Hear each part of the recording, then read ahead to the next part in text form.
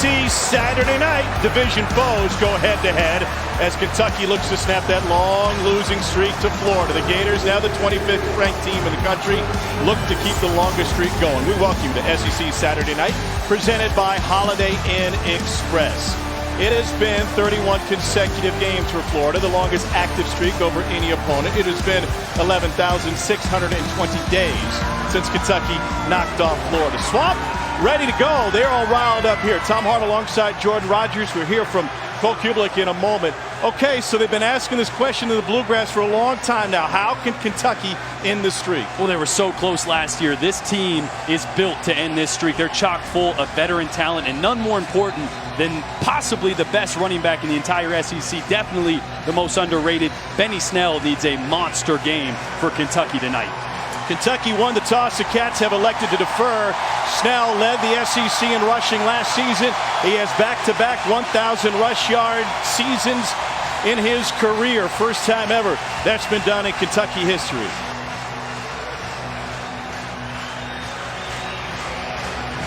Swamp was rollicking last week as Dan Mullen's era got off to a fantastic start. Step up in competition this week.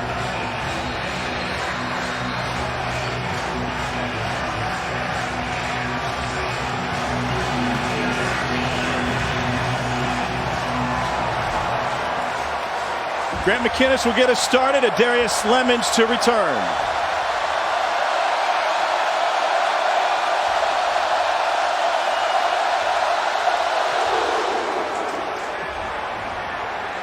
Lemons will not bring it out. So Kentucky not only dealing with history, but also this loud crowd.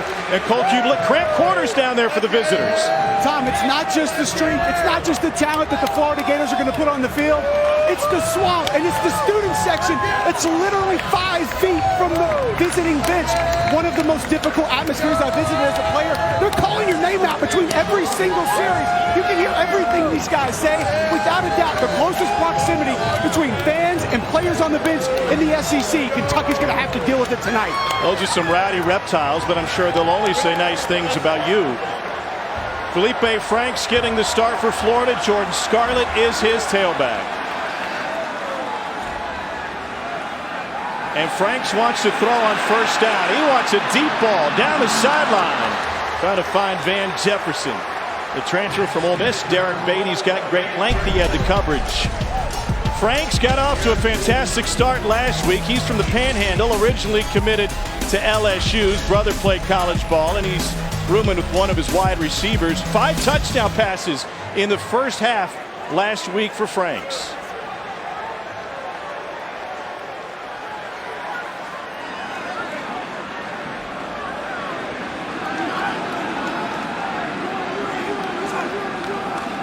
And Franks is going to run it. Runs into a wall and is only able to pick up a couple.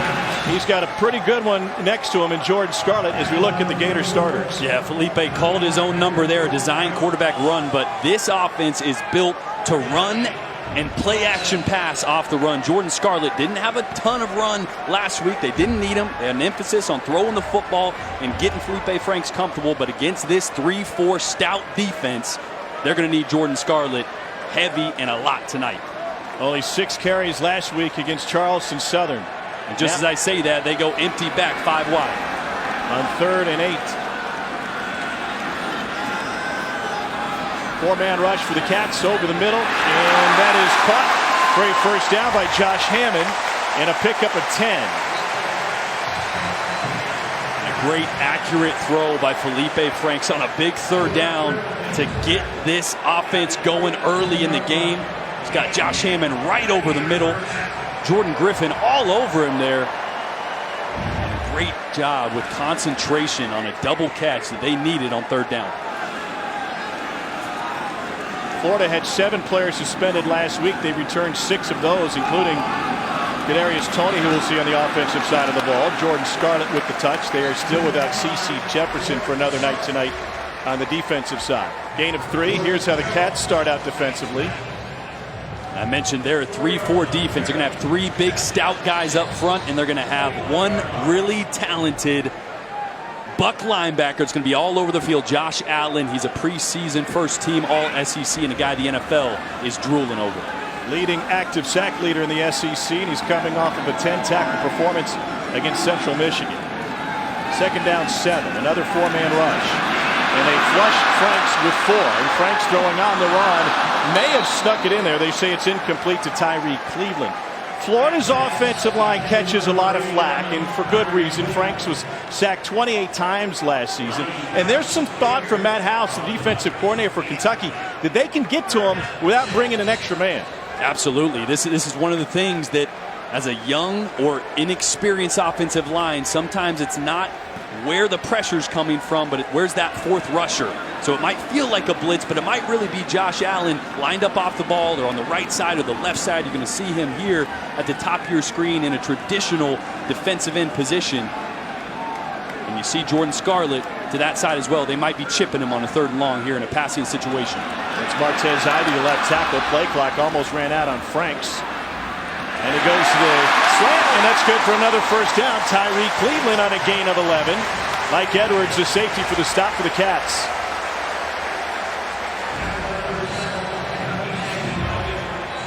Great job. Slot receiver here just runs a go route to clear it out. And it's a short dig, not really a slant. It's a short dig on the outside by Tyree Cleveland. 2 really good completions on 3rd downs, and Florida's been bad. Gators converted the first 2 3rd downs tonight. They were only 2 of 9 on 3rd down last week.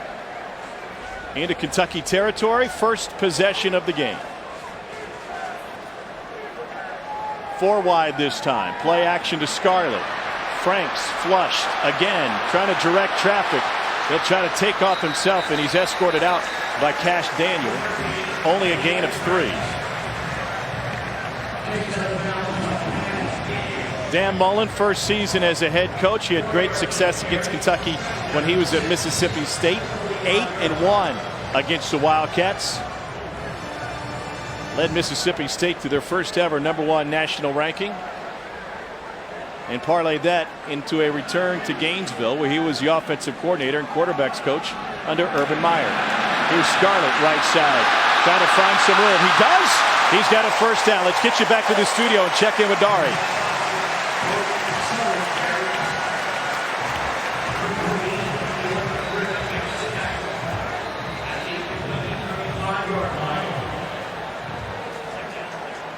And that was a great crowd on hand at Rocky Top today for a team that didn't win a single conference game last year. It was a good sign in Knoxville. Quentin Bohanna, sophomore from Cordova, Tennessee, is the injured Kentucky Wildcat. Feleipe Franks gets a chance to catch his breath, and he'll chat with Dan Mullen over on the Florida sideline. Injury timeout on the field. We're going to step away for a timeout as well. Opening drive for Florida, and they're moving the ball on Kentucky. Take a look at how Feleipe Franks is the readiest this week. Brought to you by Holiday Inn Express. Yeah, as you look at when a quarterback develops, is he seeing the field right? Pre-snap, ID's the right safety, the boundary safety. Then you see pressure. Last year, Feleipe would have escaped the pocket and moved on. This year, he resets, finds his read once again, and throws a ball with touch that ends up being a touchdown. Those are things you're seeing Dan Mullen have that effect on Feleipe Franks. He's talented as anybody in the country. The mental aspect of it is what Dan Mullen is so demanding of, and you've already seen it start to progress in the right direction. One of the strongest arms in college football. This is Jordan Scarlett changing direction. Crawls forward. Big miss up front for Kentucky, Cole, with Quentin Bohanna leaving the game. Tom, stops on runs in the middle like that are going to be key. Quentin Bohanna out. Spoke to defensive coordinator Matt House before the game. He told me he's going to play 2 nose guards in this game. Tyree Dubose and Quentin Bohanna were the 2. You may see a shift from a defensive tackle. Either Phil Hoskins or Adrian Middleton may have to slide down to the nose some in this game. If Bohanna can't come back, that's a big loss for the Wildcats. And it might be a big advantage for Jordan Scarlett and this Florida running game. Franks checks to the sideline, trying to get Dan Mullen's attention. And he'll check to his receivers on the left, 2nd and 7.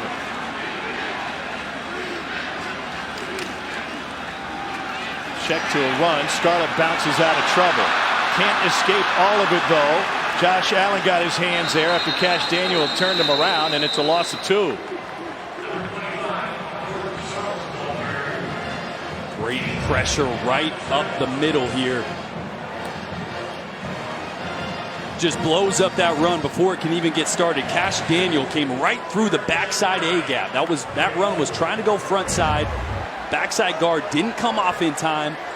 And the linebacker, Daniel, was able to split the gap and make a great play in the backfield. 3rd and long here. Gators have converted the first 2 third downs. Kentucky playing zone coverage right now. 2 safeties.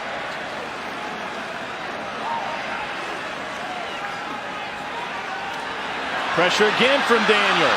And incomplete.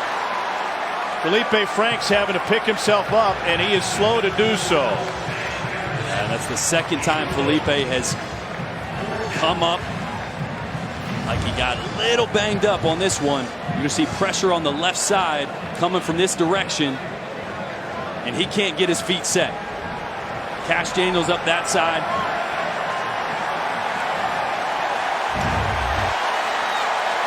Fourth and 9, offense stays on the field, and the officials will blow the whistle before they get the snap off, and a timeout taken by Kentucky.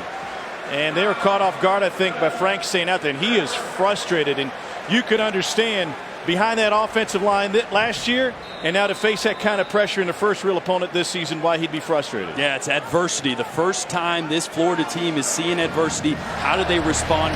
You got to turn that frustration into some positive movement for this offense.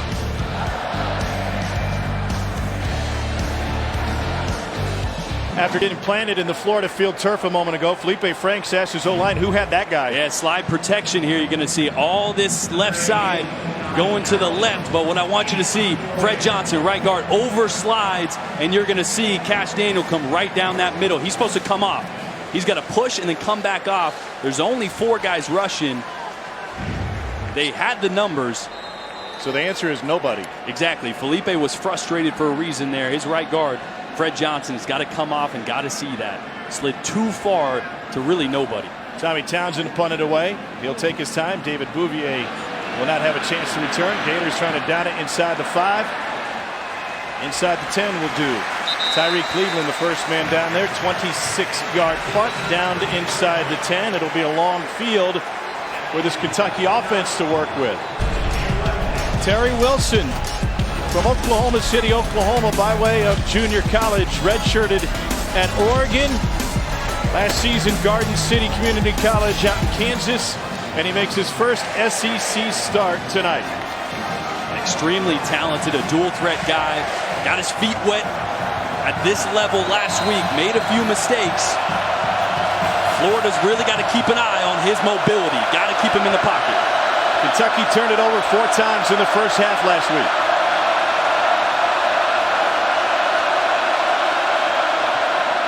Benny Snell gets his first touch and will create some breathing room. But this crowd is something Terry Wilson has never played in front of. No. I played in community college. You might have a few hundred people in the stands, let alone, 80, 90, 100 grand, however many are in the stands right here. This is a new environment for Terry Wilson. Let's see how he responds to this adversity. He's got a great tight end to lean on C.J. Conrad. He's supposed to be a key part of the game plan tonight. Here's Snell again.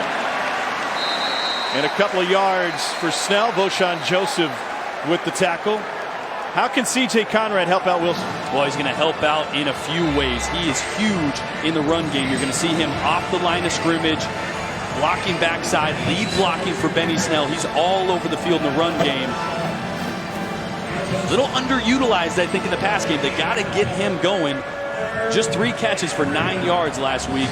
He's a more dangerous target than that, but in the run game is where he's most valuable for Kentucky. Not a good sign for Florida. Sophomore cornerback Marco Wilson being tended to by the athletic training staff. He had coverage on the outside.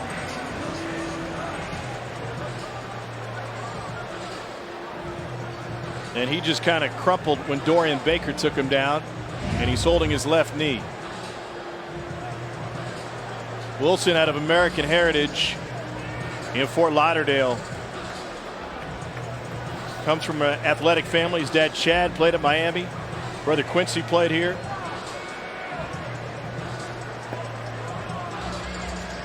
And he's their best cover guy, and in a Todd Grantham defense, as aggressive as he wants to be, you got to have those cover guys on the outside. Timeout due to the injury. Kentucky looking at a 3rd and 2 when we return. SEC Saturday Night is presented by Holiday Inn Express.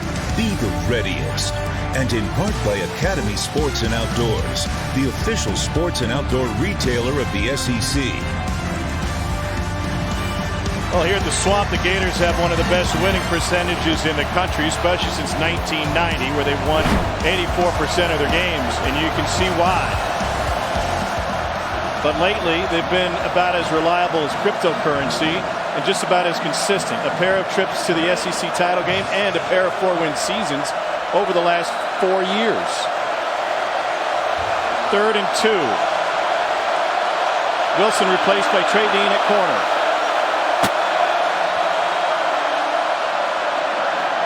Terry Wilson trying to take off for the first down, and he picks it up before Voshawn Joseph brings him down. A 6-yard scramble. Here's a look at the Florida starters, and there's a ton of confidence coming from the back end of this Florida unit, including Chauncey Gardner-Johnson, who had a pair of sacks last week. And how about that? Little trash talking during the week. Don't mind it, love it as long as you back it up, but he makes this defense go. He's as versatile as anybody on the field. Preseason first-team All-SEC. A bullet mishandled by Lynn Bowden Jr. And it will leave 2nd and 10. Jordan, I talked to Kentucky offensive coordinator Eddie Graham before the game. I asked him, what does Todd Grantham give you? What are the easy shots that you can take away and force him into something else? He kind of rolled his eyes and he said, we're going to get so much man tonight. They don't give you much of anything. He said, we might have to move the pocket, think about being creative with our quarterback, but man coverage, they're expecting to be an issue. And that's why Lynn Bowden right there, you saw, is so valuable, because in the slot, he's going to get a little extra space from that man coverage to work. 4 to the right side for Kentucky. And Wilson fires into the slot. Bowden just shy of the marker. A gain of 9. Gardner-Johnson to stop. And like I just said, when you play man coverage, all those corners and DBs got to play on different levels. So on the outside, they're usually pressed. And as the receivers work inside to a slot receiver or a tight end, those DBs usually have to play a little further off. So Lynn Bowden is going to get a lot more looks tonight if Florida keeps playing man. 3rd down 1. Benny Snell. Wilson split out to the left. And in motion was Wilson. Snell will take it. He's got the first down, and he's rumbling for plenty more. Benny Snell Jr. is one of the best in the country at picking up yards after contact. He is a load to try and bring down. It's the misdirection in the backfield here as you see Terry Wilson coming. That widens out those 2 defenders and leaves that crease for Benny Snell to pick up that first down.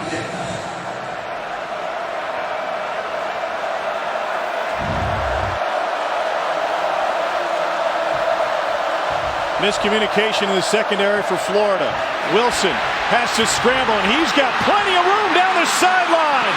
Terry Wilson finally forced out of bounds by Donovan Steiner. It's a quarterback dash. It covers 31 yards. This is one thing Todd Grantham was worried about. You got Ja'Kai Polite coming off the edge and Jeremiah Moon coming off the edge. You got to rush to certain levels. You can't pass the level of the quarterback. Watch this. Number 99 gets too far upfield and leaves a rushing lane for a very athletic, very dangerous Terry Wilson. Todd Grantham teaches his guys get 5 yards deep, then making an adjustment. That time he went 9. Yeah, you can't run past the quarterback. You leave those big rushing lanes. Opening drive for Kentucky. Here's Benny Snell on the toss. Great blocking on the edge. And Snell will have this one brought back. It was a great block because it was a hold.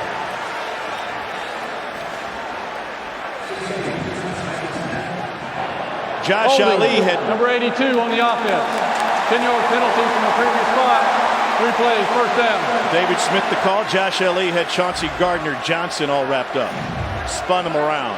And you can't do this as a receiver on the outside. Got to let him go at that point. Once you engage, that DB tries to get away or move direction, you got to let him go. All you got to do as a receiver is get in his way, force him to pick a side, and allow the running back to react off you. He knew it. He had the hands behind the back, on the back of the shoulder pads, and he ripped them off late, but it was just not soon enough.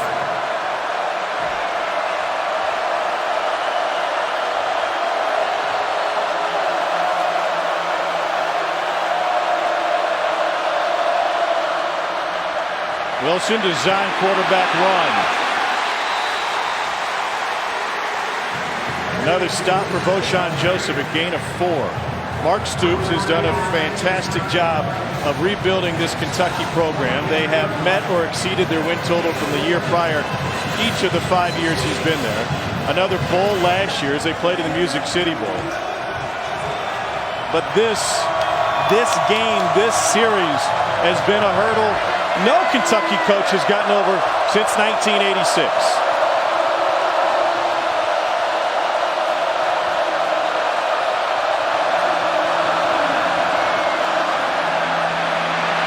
Wilson leaves the pocket, throws off his back foot, end zone, touchdown Kentucky.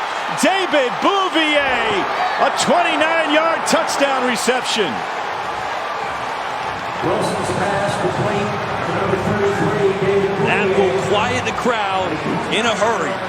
And when you have an athletic quarterback and they get outside the pocket, it's scramble drill. A great job by David Bouvier. He's got an out route, sees Terry Wilson scrambling, works upfield. And it's that second reaction play that is so dangerous with a mobile quarterback. That's something that they rep and work on in practice. Paid off there. David Bouvier had 1 career reception coming into the season. In the first 2 games of this year, the former walk-on at Lexington Catholic has a pair of touchdowns. Wilson improvises and Bouvier cashes it in. It's Kentucky up front early. Down it was. Bouvier is going to have an out route right here on a backup safety in Brad Stewart. And it's that second reaction as Terry Wilson escapes the pocket.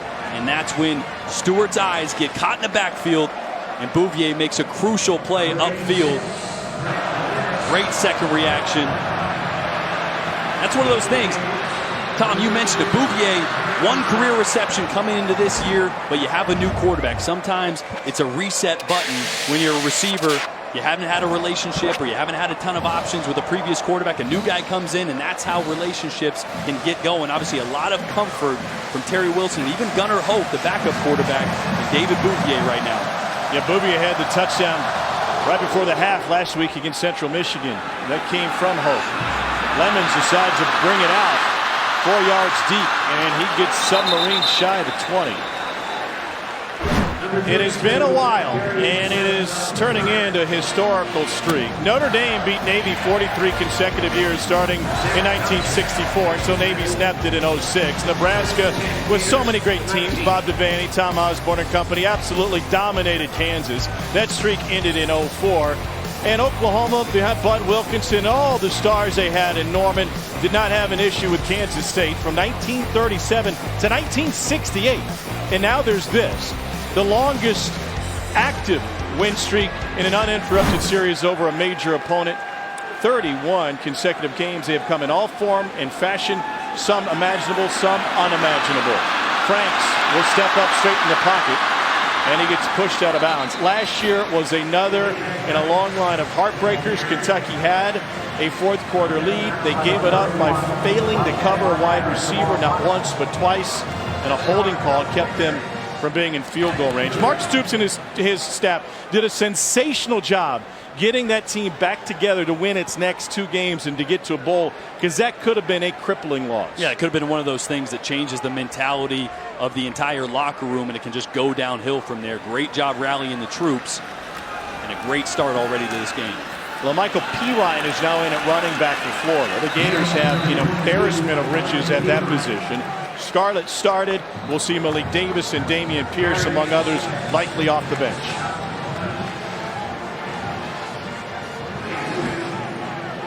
Crucial 3rd and short here. This is a big drive. If you're Florida, we don't really know much about how this team responds to adversity just yet. Kentucky gets a touchdown, got to put together a drive to answer.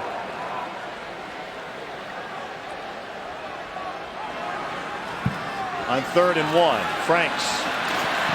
And and he gets undercut. Did he get enough? Darius West with the stop.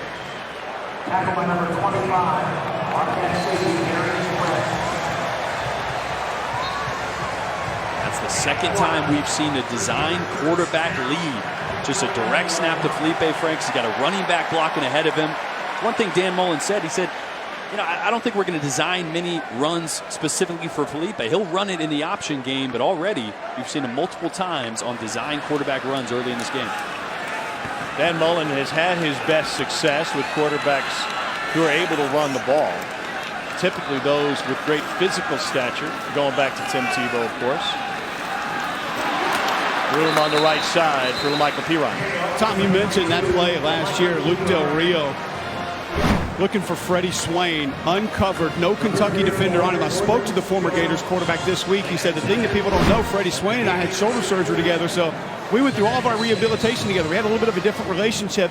He said he actually could not see that he was uncovered. It was a run play. He didn't check, but because of the nonverbal communication between he and Swain, he decided to take the snap, turn, throw, ends up as a Gators touchdown. Kentucky changed their substitution patterns after that. They were trying to run a unit on and another one off. Little option look for Franks. Tries to cut it back. He'll take a big hit from Josh Allen. And that'll leave third down.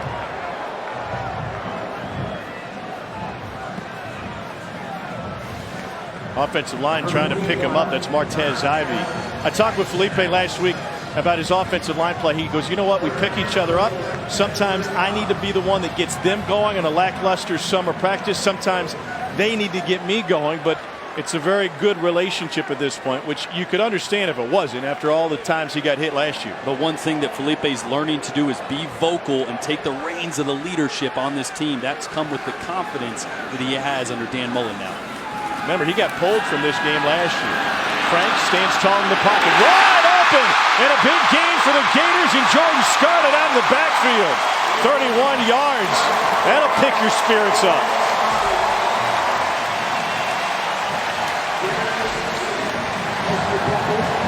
That was fantastic by Feleipe Franks. And one of the things I've had my eye on in his development is staying patient in the pocket, climbing in the pocket, and not panicking when your first read isn't there. They'll stop play for an injury issue. Derek Beatty Jr., one of a handful of talented cornerbacks for Kentucky, seems to be cramping up, just as Florida wanted to pick up the tempo. Watch how Feleipe Franks climbs in the pocket, looks right, looks left, nothing's there, finds your outlet. One-on-one matchup with Jordan Scarlett on Cash Daniel. That's a matchup you want to see every time if you're a quarterback. And I love the patience. Love the patience by Feleipe Franks. He got some good tutoring this week. Heisman Trophy winner Timmy Tebow, our colleague, was in town. Spent some time in the quarterback room with the guys. He was out in the field for a long time with them on Thursday's practice, out there with quarterback coach Brian Johnson. So both Brian Johnson and Tim Tebow played for Dan Mullen when he was their coordinators here at Florida and Utah respectively, and they're able to share that experience with Feleipe Franks. Yeah, I think part of that is between the ears. Everybody knows that Feleipe is as talented as they come. It's the confidence, and it's also shutting out the noise. I think last year Feleipe let the Twitter notifications, the trolls, the negative feedback get to him and get to his confidence, and Tebow told him directly, and I quote, "No one else can define you. You define yourself." And Feleipe really took that to heart. He's a more confident quarterback. He's hearing it from guys that played for Mullen. He's hearing it from Mullen, and you can see it in little plays like the one we just saw. And last week against Charleston Southern, there were some opportunities to call running plays, and Dan Mullen told us, he said, listen, we had these RPOs built in, and we told them, we want you to throw. They did it for a reason, to build that confidence, to put them in position to have easy gets, and that's what it turned into. Yeah. One thing to do it in practice, another thing to do it in game. Well, look at that. Hey, there's some history. Speaking of Heisman Trophy winners, the head ball coach is in town tonight. We'll visit with him as they honor one of his SEC championship teams. And Mullen said, yeah, he still pops in the office every Monday, goes, hey, why don't you throw this post route? Guy's open, go deep. Minute to go in the first quarter. Van Jefferson escapes one, gets a block on the edge. And he's got a Florida first down on a gain of 12.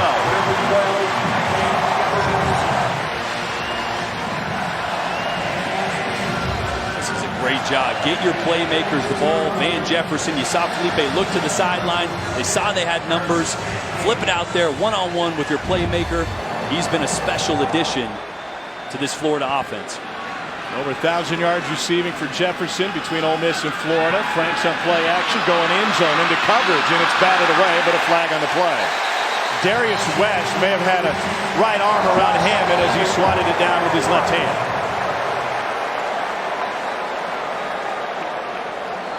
And Feleipe is going to get bailed out a little bit here. That wasn't the best decision. Double covered down the seam. Holding, number 3 on the defense. Penalty is 10 yards from the previous spot. First down. Jordan Griffin is the one that gets flagged. Yeah, it's just right there. And that, I don't know. I'm an offensive guy, so I'm always in favor of these pass interference, but that is as little of a hold as you're going to see. But you can't let that hand get extended. It can be in close, and you can grab some jersey and hand fight at times, but that hand extends and grabs. Easy for the ref to see. They said it was on Griffin. It was West who was closest to Hammond. Scarlett off of Frank's left hip. He's the lead blocker. They're going to step back and try a pop pass. Now Franks reverses field, trying to use his speed inside the 10. And he's finally forced out of bounds. You see where the mark is. A 9-yard scramble for Franks. They'll say first and goal. Call it an 11-yard gain, Cole. Jordan, I know you went back to that seam route, said it wasn't the best decision by Feleipe Franks. However, what sticks out to me watching him on film is his decision-making and how much it's improved from a year ago. Last year, I think maybe he tries to force that football in, knew it wasn't there, turns it into a big play. So first and goal out of the shotgun.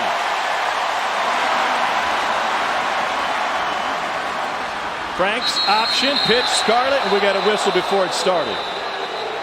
And Scarlett knows it was a missed opportunity.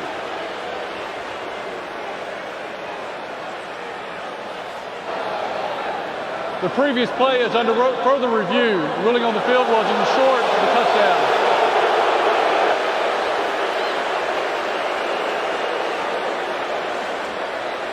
This is going to be a hard one to see exactly where he went out. A lot of bodies over there.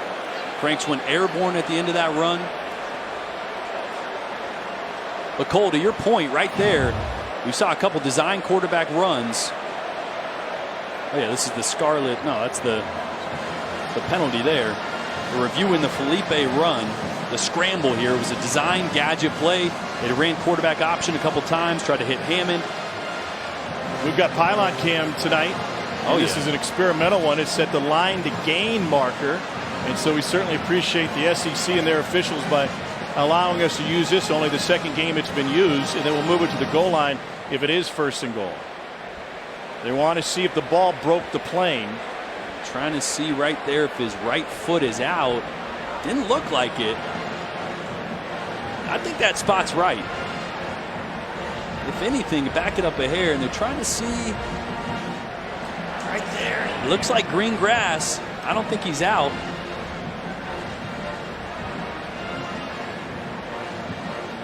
I like that pylon cam, though. I was going to say it might be hard to see, but we had a front row seat right there. Well, yeah. And trying to piece these camera views together. This one shows you right where that ball's going to be. Until DeAndre Square kicked it.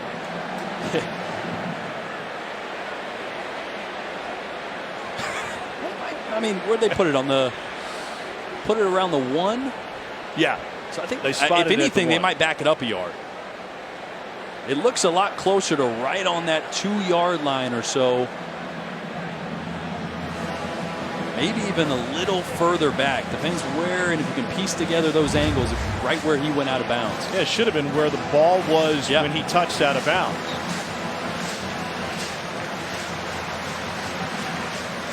It's not where the ball was when he went over the sideline, but when he touched. That's when he marks him down. Dan Mullen continuing to coach.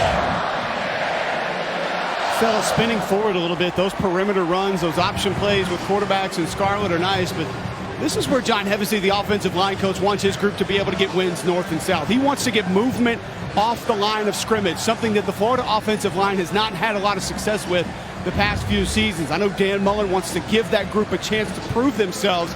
See if maybe they go behind that group between the tackles here to try to punch in a touchdown. I think they should. And we saw it in practice just the other day. Mullen was getting on these guys to be more physical.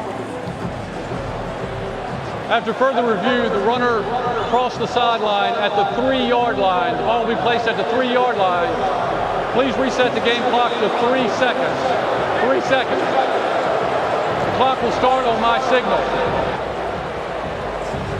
So it'll be second down and just inches. Well, a yard, a full yard, I suppose.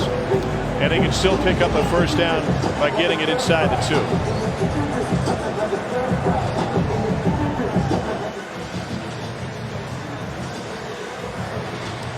Keep in mind again here, no Quentin Bohanna for the Kentucky defensive line. Big loss down here in short yardage. Bohanna, 340 pounds. You want that kind of guy. That's the end of the first quarter. Down on the goal line. So the first quarter comes to an end. Kentucky trying to shed the demons and end a losing streak that dates to 1987. Terry Wilson, the junior college transfer, playing in his first ever Kentucky-Florida game. And David Bouvier has the Cats out in front.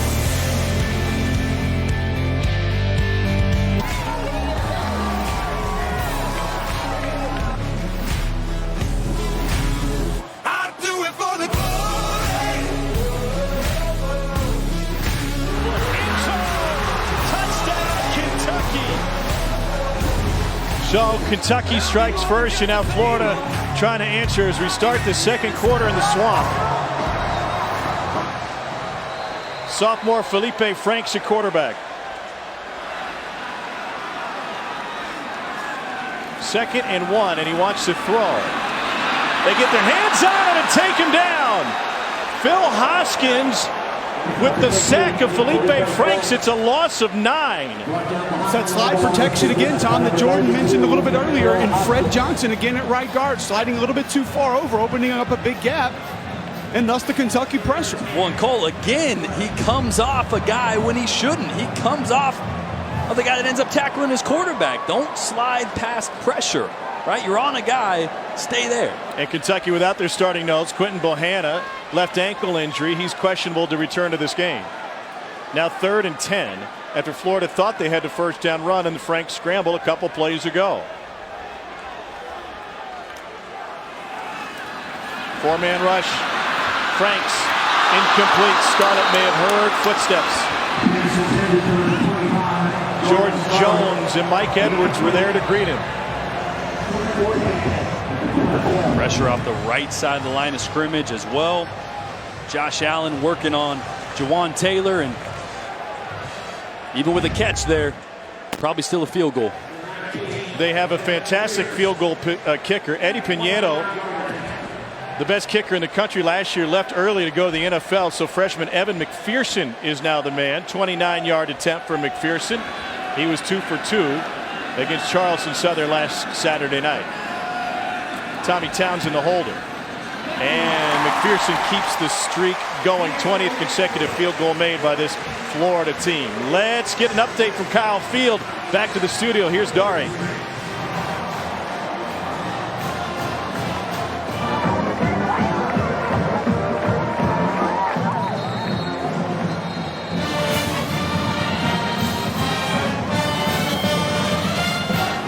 Good sign. Meanwhile, Clemson has a 14-3 lead on Texas A&M. 2.5 to go before the half. It's a pretty good game brewing at Kyle Field. Yeah, I think if you're Texas A&M and Kellen Mond right now, just down 11, 14-3 before half, you can hold on to that. A lot of people thought that Clemson could run away with that game. Texas A&M's got a lot of talent. They're not there yet, but man, going punch for punch with one of the best in the country, Dabo Swinney and Clemson. Dabo and Jimbo have split their previous 8 meetings. Lynn Bowden back to receive. And he won't even bother fielding. The kick is down to the end zone for a touchback. Kentucky Let's get down the field, check in once again with Cole. Tom, I'm going to show you how this slide protection breaks down. What it is gap protection. So you're essentially just sliding one step, and this is your gap that you have to protect. What Jordan's talking about is if you have a defender to your right and you're slide protecting to the left, you have the ability with your eyes to protect this gap, but physically you want to stay and help with this gap. Same thing if you have a defender here. If you're sliding, you know you have this gap and help in this gap, but your eyes can play the backside gap. Have to use your eyes in slide protection. It's not just your body. It's not just physically. Visually, you can still win. And those breakdowns mean that Kentucky has been able to affect Feleipe Franks and make him move with just 4 rushers.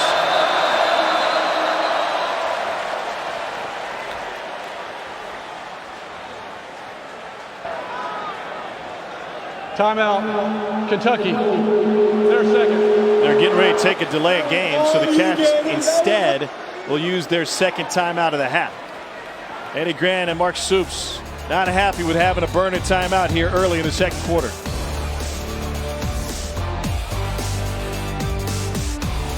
Welcome back to the Swamp, also known as Steve Spurrier Field now. Kentucky with a lead 7-3 over Florida.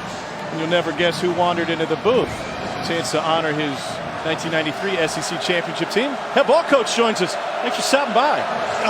Tom and Jordan, good to be with you guys. Yeah, it was neat to be down there with that 93 team. It was only 25 years ago, but as coaches, we tell them if you win a championship, it's going to be forever, and this was our chance to celebrate this weekend. That was one of the great teams in Florida history that kicked off an amazing run, and you had a chance to honor your guys moments ago, and one of the guys you called out was Terry Dean, who was your quarterback for part of that season.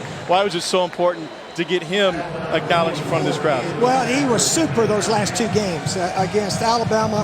He was 20 of 37, threw 2 touchdowns, ran for 1, and our man Chris Doring threw him a 15-yard pass. Doring threw him the pass. The Eagles were the first team. You drew that one up, right? No, it's the same thing. Run it over there and throw it back to the quarterback. So Doring, he threw that several times here. Doring loves hearing his name mentioned, by the way. 2nd and 5, and Wilson will flick it out to Benny Snell, and he's able to take it out to the 35-yard line.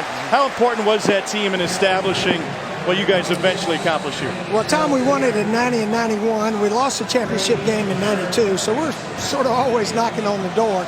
And to beat Alabama in Birmingham, the first 2 years they had it there, I guess they thought Bama needed a little edge or something. But they had it there, and then they finally moved it to Atlanta. So our guys just really played well both those games. On 3rd and 1, Wilson takes it forward. Obviously, Florida making some moves, wanting to bring a championship back here. You've been around Dan Mullen. You've been around this program. You've seen championship teams. What about Dan Mullen say, oh, yeah, I got some confidence he can do it? Well, certainly he's got a great opportunity. Those teams that are up there fighting for championships, they better be in the top 5 in the nation in recruiting. You look at Georgia, Ohio State, Alabama, and all them guys. So that's where we got to – I mean, we got good players now, don't get me wrong, but we got to recruit, and then we'll be right there with the best.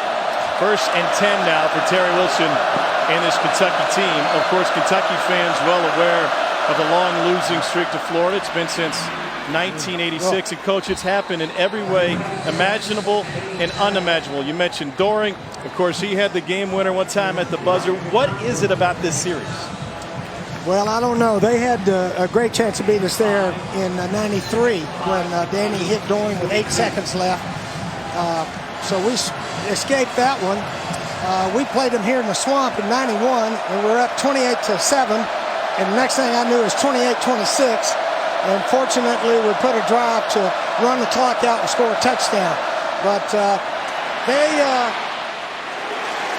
Kentucky sort of, it's hard to figure how they lost some of them. Yeah. It's just, they're snake bit when they play us. I guess that's the only way to say it. Well, they've had great players. They've had good coaching. They've had outstanding players in that time, but it just seems that Florida always has that number. Is there something to the attitude of Florida, whether it's Kentucky or others, like these are just games they expect to win? I don't know about that.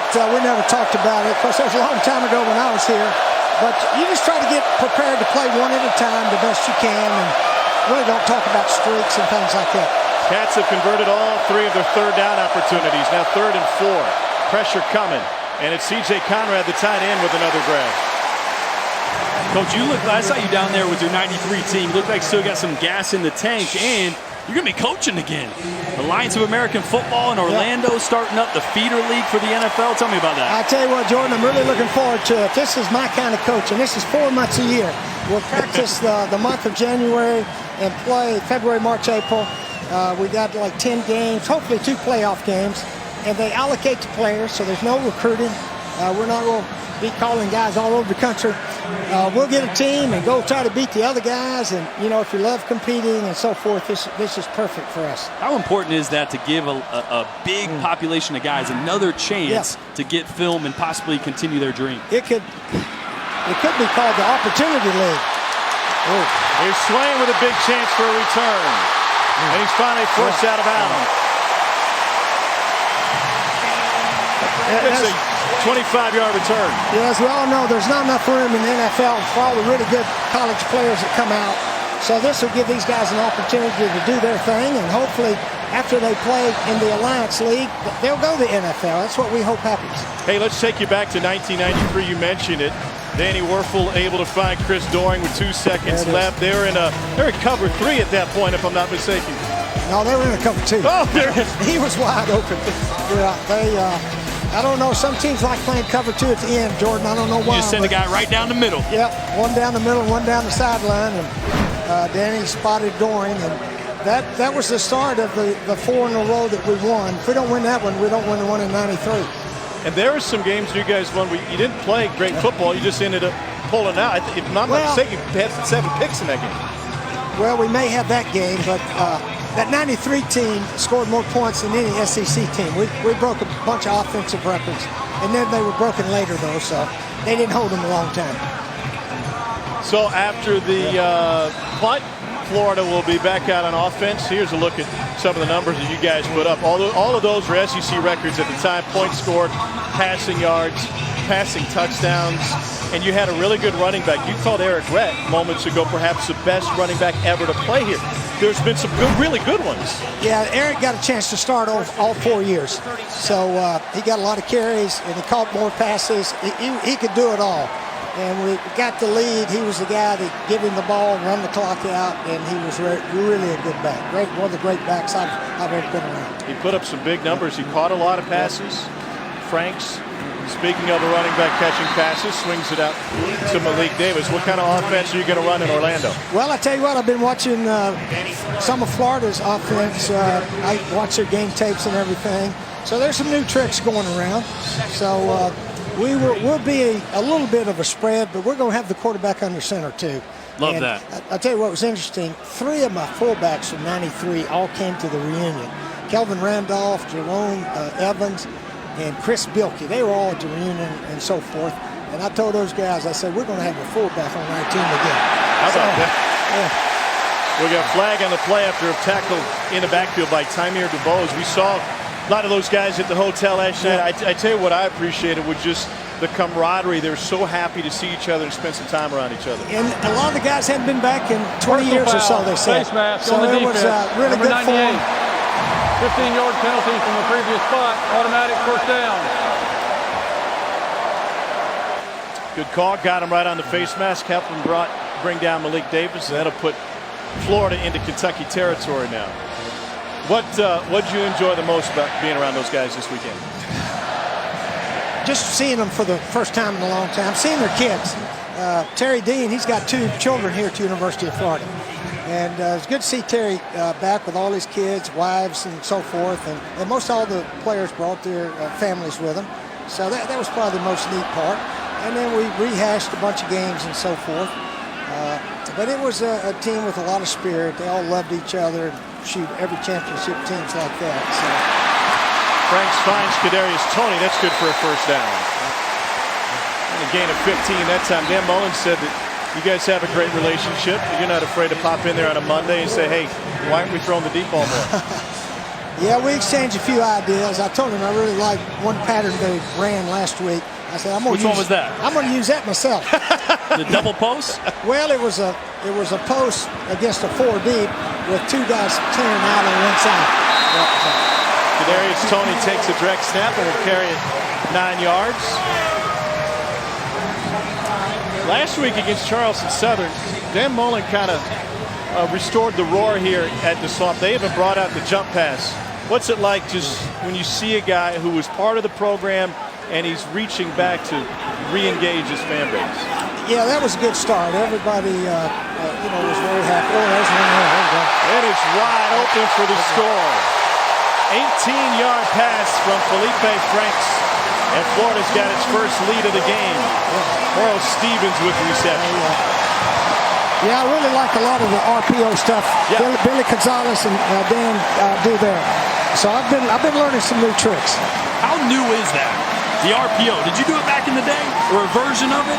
Oh, late at South Carolina in 14 or so, there was a little bit going on, but probably really 16, 17, 18, 15, 16, 17, 18. Those years it started coming around. Really taking off. Yeah, you see every offense doing at least a little bit of it. Even every the Saturday. NFL's Mm-hmm. copying the college guys. Eagles do a ton of it. They do. The Eagles run it, Chiefs run it, and the Eagles got their season started on a good note Thursday night. So Feleipe Franks with the touchdown pass, and he's still chatting with his offensive line, making sure the protection's right. Yeah, that was a good drive for us. That was a After good the play was over, unsportsmanlike conduct, number 13 on the offense. That 15-yard penalty will be enforced on the kickoff. Florida hasn't lost to Kentucky since 1986, one of the rare years that you weren't coaching. You're in between jobs. That wasn't all fear. That was when I was looking for work. And fortunately, an opening came at Duke University, where I was as an assistant coach. So that was an opportunity that kept my coaching career alive. Duke University. And the rest is history. Honoring your 93 team here tonight. They didn't lose to Kentucky, now Florida to lead. Steve Spurrier, thanks for stopping by. Yeah, thanks, Tom. Thanks, Jordan. Head ball coach, not the old ball That's coach. right, head ball coach. Head ball coach is in the house here at the Swamp, where they almost never lose. In Florida, out in front of Kentucky, thanks to good quarterback play from Feleipe Franks. It's 10-7 Gators. Kentucky get the ball back in a moment.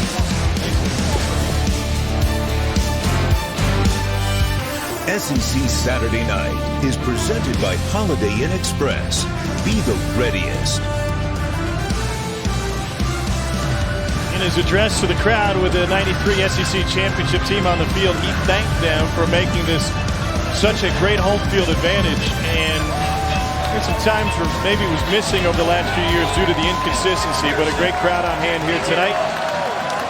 The field that was renamed in Steve Spurrier's honor. Lynn Bowden back to receive, and he'll have a chance with this one from the 13. Bowden's got elite speed. And he crosses the 40, but multiple flags come down behind him back near the 30-yard line. O'Shawn Joseph with a special team stop for Kentucky. Knocks him out of bounds.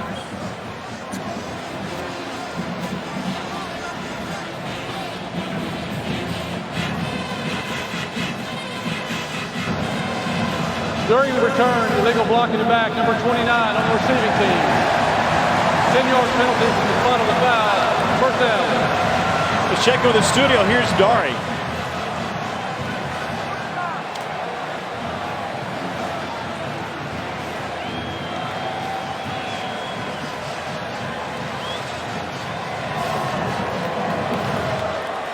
Clemson leads by 11. Last time the Tigers lost a game where they had a lead of 10 or more at the half was against an SEC team. 2010, week 3 against Auburn. Plenty of action in the backfield. Wilson finally escapes with a spin move. He's got a first down run for Kentucky on a 14-yard scramble. 3 missed tackles for Florida's defense as Wilson eluded everybody. Did an unbelievable job of eluding. C.J. Henderson comes right through trying to get A.J. Rose because he thinks the ball's handed off. And then that's just a playmaker making a play. That's what I wanted to see last week against Central Michigan. Didn't see as much as I would have liked. Terry Wilson using his legs as an advantage. They'll go direct snap here to Asim Rose out of the Wildcat. And Rose tries to plunge his way forward. We've got another flag. A.J. Rose. Tackled by a host of Gators. Offside on the defense, number 23. 5-yard penalty. Replay, first down. Chauncey Gardner-Johnson came across the line. So they've run the Wildcat with Benny Snell and now with A.J. Rose. Just a few years ago in a big game against South Carolina on a Saturday night, Kentucky turned to the Wildcat and they're able to punctuate a win over the Gamecocks with it. Florida shows pressure from the edge. Rose, first down.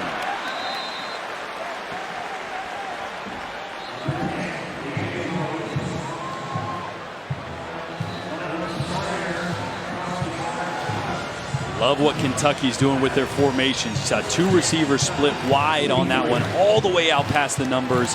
That takes two defenders out of it. They're just playing 9-on-9.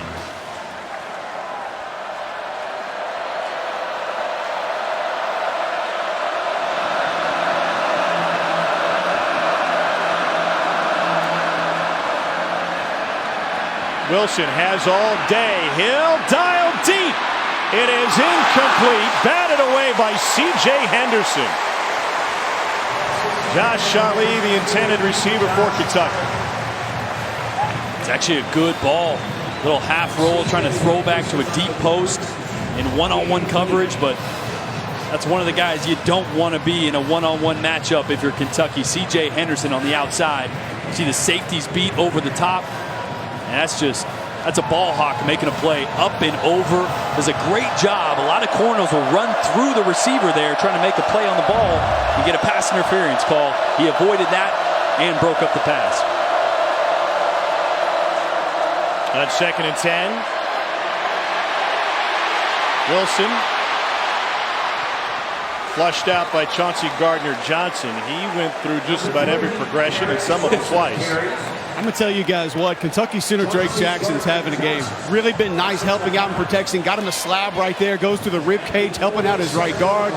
Gets a decleater. He's been nice in the run game, blocking back. Zone scheme. He's got movement at the point of attack. He was a really welcome presence late in the season for the Wildcats last year. Thought he played great down the stretch. He's been phenomenal here tonight. Figures he'd go to the slab. His parents run Smokin' Jack's Barbecue Shack. 3rd down and 6.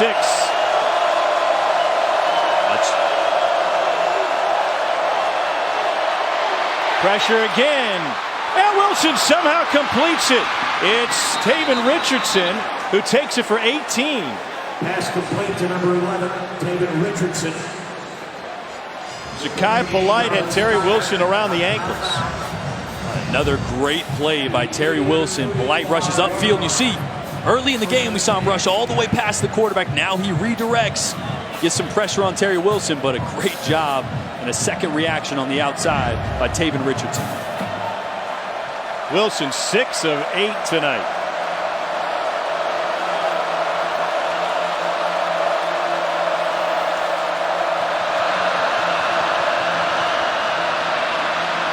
Looking left all the way. And that one will one-hop the wall. Dorian Baker was the closest Kentucky receiver. And Wilson's really been the difference maker tonight. I mean, we saw Kentucky struggle last week against Central Michigan. They put the ball on the ground 5 times, lost 2 fumbles, 2 interceptions. His decision-making has been much improved. Even better than that, instead of throwing into coverage, he's using his legs to create second options for his receivers and positive yards outside the pocket. Wilson originally committed to Nebraska, ended up spending a semester at Oregon.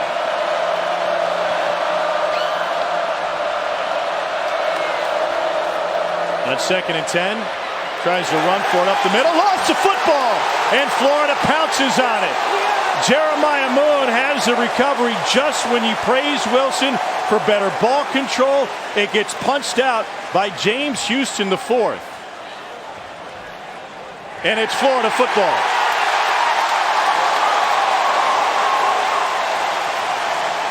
And that is a huge mistake. 5 minutes left in the second half. You're driving to either tie the game at worst or take the lead before half. And now you give it right back to Florida. Kentucky thought they had the momentum. Instead, they forget the football. Back to the Gators.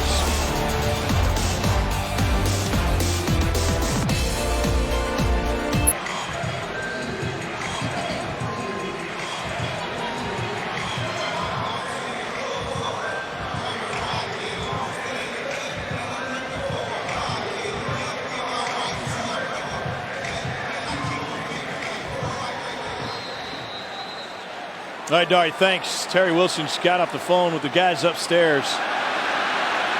We got movement, free play for Florida, and it's incomplete.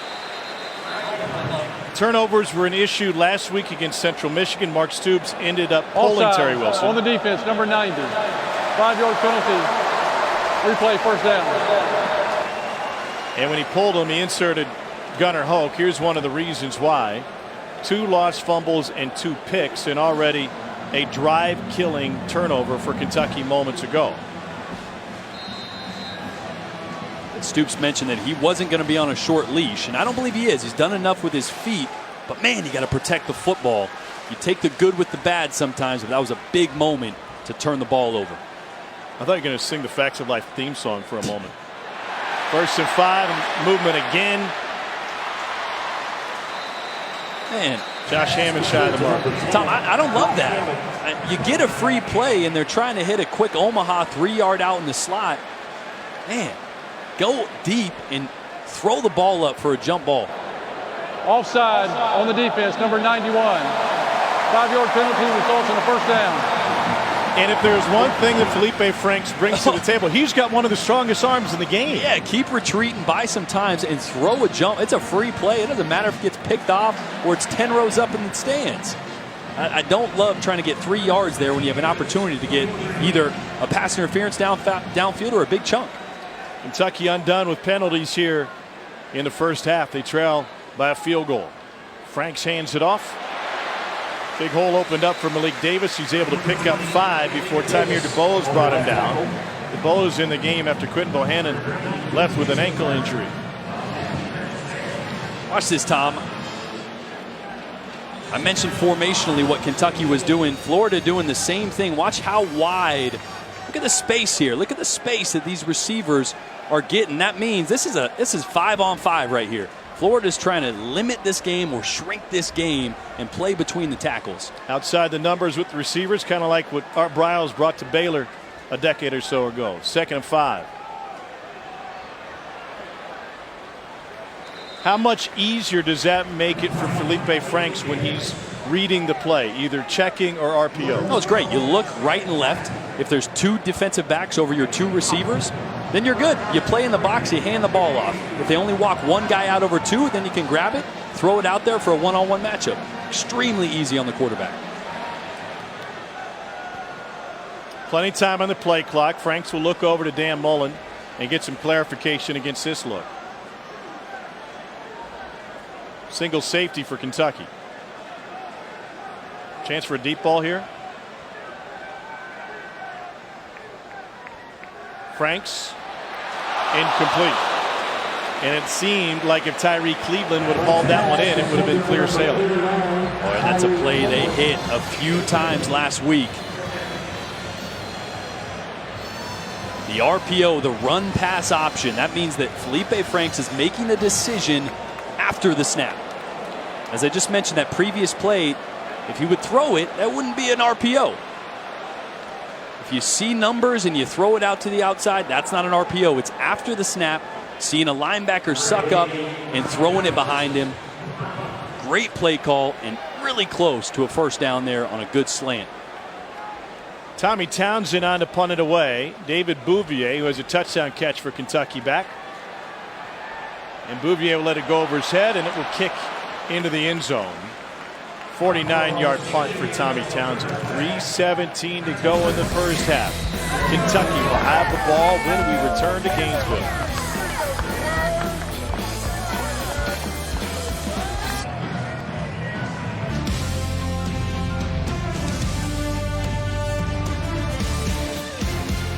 Welcome back to SEC Saturday Night, presented by Holiday Inn Express. From the swamp, Gainesville, Florida. Great crowd on hand as the home crowd wants to see this streak extend to 32 consecutive games against Kentucky. Terry Wilson turned the ball over last time on the field for the Cats. He'll get another crack at it with 3:17 to go in the half.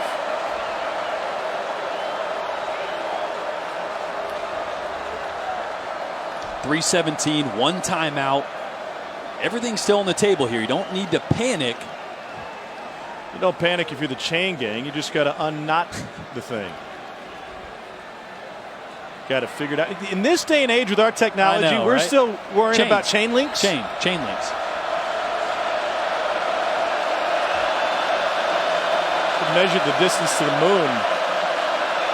And we got a chain link keeping track of 10 yards. They'll move that chain. And maybe they will just lay it down. Here's Benny Snell into Florida territory. Finally tracked down by C.J. Henderson. A 44-yard romp for the SEC's leading rusher a year ago. What a great start to a pseudo 2-minute drill with just 3 left.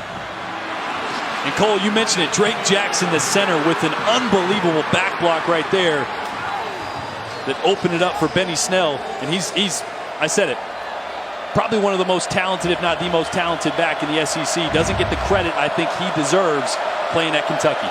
71 yards for Benny Snell thus far tonight. He has half of their 147, roughly.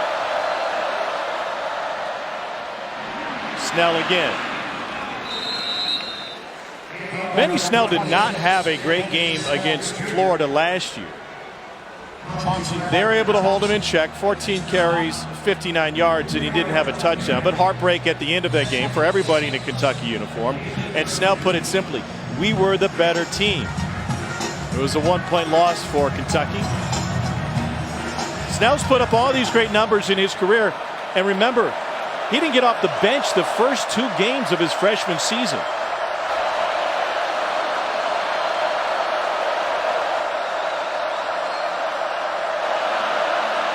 Second down 5. Snell through an arm tackle. And then into the pile. And that will leave 3rd and about 2. Florida a little confused there with the unbalanced formation. Just a right tackle and nobody else on the right side of the formation that time for Kentucky. Florida struggling adjusting right now to these formations that Kentucky's bringing. Cats have been great on 3rd down tonight.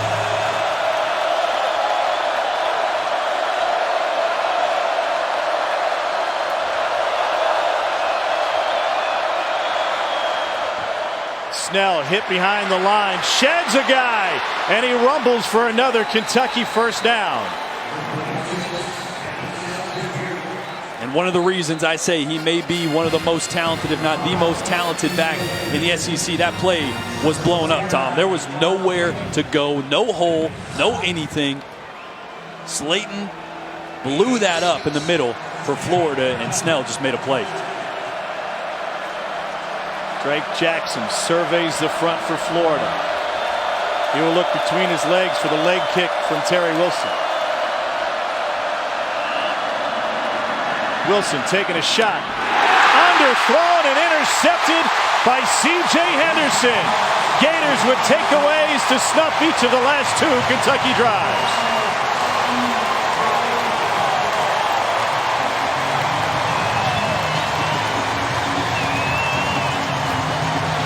Sung the praises of C.J. Henderson earlier with a great play, and this is a little miscommunication here. A bad ball.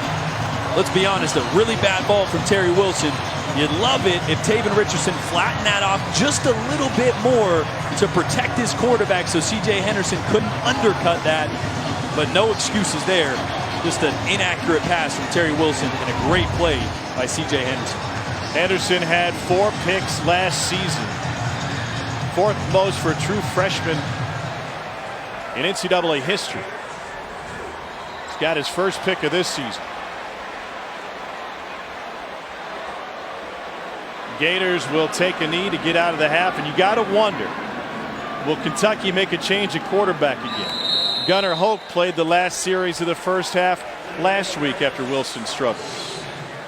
Coming up at the half, you can watch a live performance of the Pride of the Sunshine. It's over on SEC Network Plus. Start streaming now on the ESPN app. Kind of surprised Kentucky doesn't use that last time out here. Not a ton of space to take a knee. I'd make him do it again. Instead, the clock will roll out. Kentucky only has 1 timeout remaining. Remember, they had to burn one with some miscommunication early in the second quarter. Cats will receive the second half kickoff, and I think it's a fair question to ask, and maybe Dick Gabriel's asking it right now, who's going to be a quarterback for Kentucky in the second half after Terry Wilson commits 2 more turnovers, both with Kentucky driving. Let's get you down the field. Cole standing by with Dan Mullen. Coach Mullen, how do you anticipate addressing protection at halftime? Protections? Yes, sir. They look okay for me. What are your thoughts been on Feleipe Franks' performance in the He's done first a really half? good job managing the game, making the throws that he needs to get to. I think he's done a really good job. How much do the timely turnovers mean for your defense in the first half? I mean, that's making plays right there for us. That's a big part for us, making the plays and make a big play right there. CJ's the leader of our team. We expect him. His number's called. He made the big play. Thank you, Coach. Thank you. Only 1 sack for Kentucky in the first half, but they bothered and frustrated Feleipe Franks. Our score at the half: Gators 10, Wildcats 7. Let's take you back to the studio with Dari, Chiz, and Doring.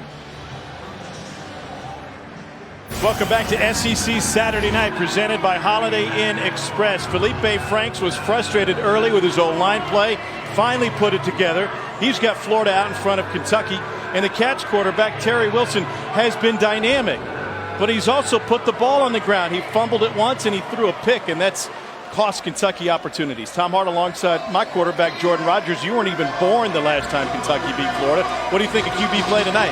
Well, I think it's been back and forth. I think both have done some really good things. When I look at the Kentucky side, Terry Wilson, you take the good with the bad to an extent. You love the mobility, the plays when the pocket breaks down. That's when he's so dangerous. Outside the pocket with his legs, finding receivers downfield. You saw that a few times in the first half. And when Feleipe Franks had a clean pocket, he's dangerous. But as always, it's the turnovers that will kill you. It was Terry Wilson turning the ball over last week and again this week in a crucial moment. There's a new establishment in Lexington called KS Bar. On their menu is shrimp and grits. The description is a Southern tradition, just like losing to Florida. It almost seems preordained, especially when you take into account the Kentucky drive-killing turnovers. See if they can reverse the trend that dates to 1987. And on the return, it's Lynn Bowden Jr. He's taken down shy of the 20, and there's a flag on the play.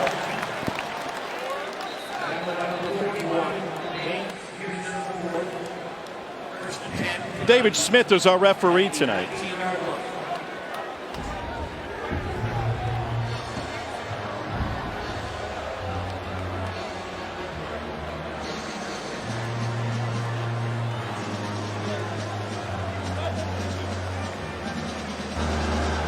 During the return, holding on the receiving team, number 29. Penalty is half the distance from the goal. First down. Down to the field, here's Cole. Tom spoke with Kentucky head football coach Mark Smooth coming out of the huddle, and he said, I like the way my football team's playing. We're the more physical football team, have to cut out mistakes. Penalties, turnovers have killed us. If we eliminate those, we feel good about our chances winning this game. Said it's not going to be easy, but I like the way my club's playing. 2 turnovers and 55 yards worth of penalties for Mark Stoops' team. Hard to win against a ranked team, especially on the road here in this environment. Terry Wilson stays at QB. Quad to the left, and he hands it off to Benny Snell Jr. Has to fight for 2. Crucial drive here for Kentucky. Not only do you need to respond to adversity that you faced at the end of the first half, but you got to switch field positions. You're backed up on your own 12, 13-yard line. You at least got to get 1 or 2 first downs here to flip field position. It'll be a gain of 4 after all. 2nd and 6 officially. High snap. And a bad pitch. Florida able to fall on it. The question is whether or not it was a forward pass, and they will say incomplete.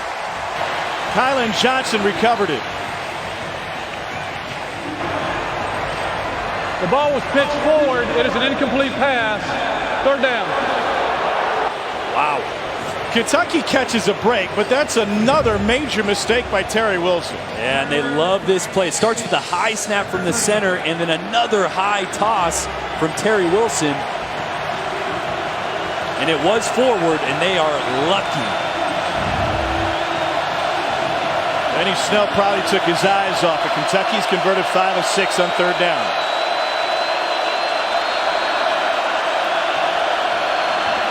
Pressure coming. He will retreat. Now Wilson trying to ad-lib. He's got a first down. And he gets smoked from behind as he takes it past the 30. A 19-yard run. And so as you said before, you take the good, you take the bad. Kentucky would be in this game in a better situation without the 2 turnovers, but then Wilson can do this for you. Yeah, Marlon Dunlap, 91 there, driving straight up the gut and breaking the pocket. And it's just speed. I mean, he is just an unbelievable athlete to get outside the pocket and turn the corner right here. He is averaging more than 10 yards a carry. Like I said, you don't want the turnovers, but that's a negative play if he's not in the game.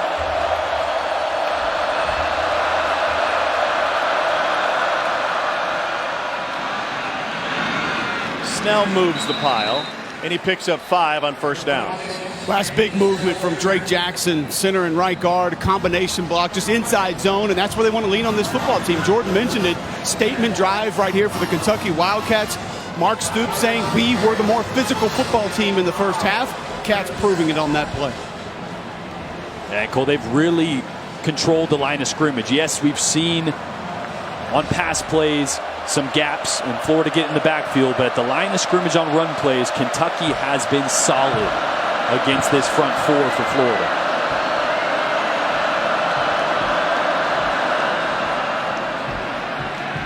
Here's Snell. Picks up 3. I'm going to tell you guys, that feeling right there, back-to-back inside zone plays, you know you're leaning on guys. And I tell you the one thing that I really loved as a former offensive lineman, when you see those defensive tackles tiptoeing up to the line of scrimmage and not getting down in their stance until they absolutely have to and just creeping down and barely putting that finger in the dirt, that's when you know guys don't really want to be there. That's the best feeling there is as an offensive lineman pre-snap. Player down for Florida. Meanwhile, A&M, Kelly Bryant is 7 for 7 to start the second half. Clemson just punched it in from a yard out. It's 27-13 Tigers over A&M. Chauncey Gardner-Johnson, who's been one of the most impactful players for Florida's defense through a game and a half this season, is down on the field and being tended to. Yeah, that's not a good sign for Florida. You're hoping it's just cramps or something he can come back from, because he is as important to Todd Grantham's scheme and defense as anybody on the field. Gardner-Johnson will rehydrate. We'll do the same. 3rd and 2 when we return. Let's take a look at Fansville, brought to you by Dr. Pepper. Great student section here at the Swamp.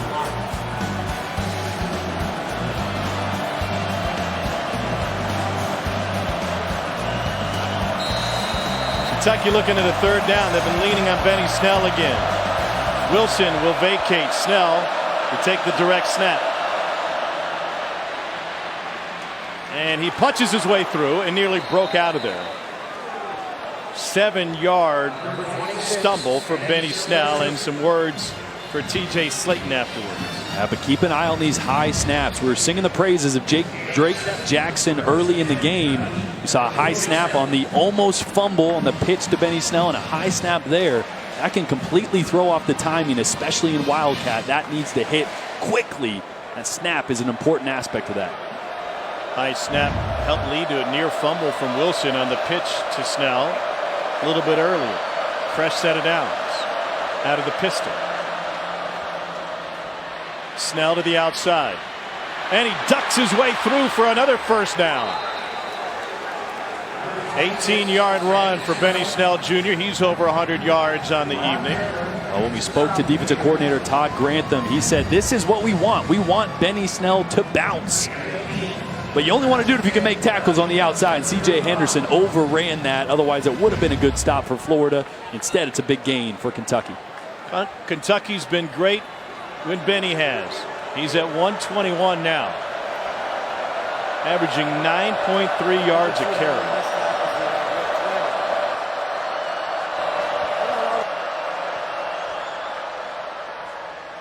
And Snell again. Pardon me, A.J. Rose again. In Kentucky's offensive execution over the last 2 years with Steven Johnson at quarterback. They were a great play-action team, and Steven Johnson had an affinity for hitting the deep ball. How much of that was predicated on Benny Snell's effectiveness? Oh, it's huge. And anytime you get a defense or force a defense to put 7 or 8 guys in the box, that extra guy is coming from somewhere, and usually it's on the back end, which means you're going to face more single high, more man coverage on the outside, which is great for play action. Might be a spot to do it here if you're Kentucky. Trips to the left. Snell hit behind the line, spins away, and it's a first down carry. Rashad Jackson, the first man, couldn't get his hands on A.J. Rose. Gain of 9 for Rose, sophomore from Cleveland. And that was just an RPO there. They had Lynn Bowden in the slot. Terry Wilson's going to reach the ball out, see if anybody reacts. If no one does, he hands it off. And boy, there hasn't been a ton of really good-looking blocking outside of a few early drives for Kentucky. They've been solid. But man, these running backs, both Snell and Rose, are making plays happen after contact. 10th play of the drive. They've been heavy on the run. 8 runs, just 1 pass for the first 9. And on the flip fake, Terry Wilson's going to take it to the edge and in. Kentucky back in front on a 24-yard run by Terry Wilson. Kentucky Wildcat touchdown run. That right there makes Eddie Gran, the offensive coordinator for Kentucky, really happy. That's a great play design. It's off that same pitch that we saw earlier, nearly the turnover. Instead, they bring a lead blocker and go right through the C gap. That's a designed run. Set up off that play earlier in the drive where there was almost a turnover. That's great. That's a great job by Eddie Gran there, the offensive coordinator. Miles Butler on for the point after. And he pulled it, but just snuck it in. Benny Snell has 121 yards, and now quarterback Terry Wilson is over the century mark. 9 carries, 107, and 1 touchdown to put Kentucky back in front of Florida as they look to end the skid.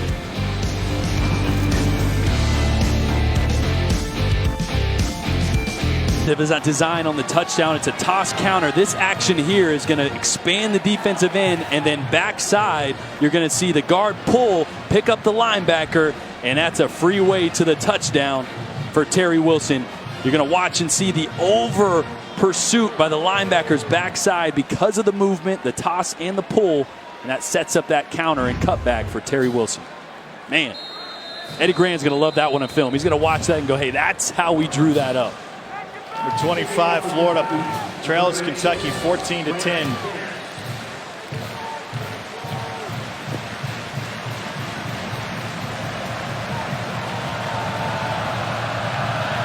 Second lead of the game for the Cats. Kadarius Lemons to receive for Kentucky. Decides to bring it out.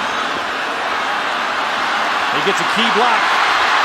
And then a flag, and Lemons takes it past the 30 to the 31-yard line.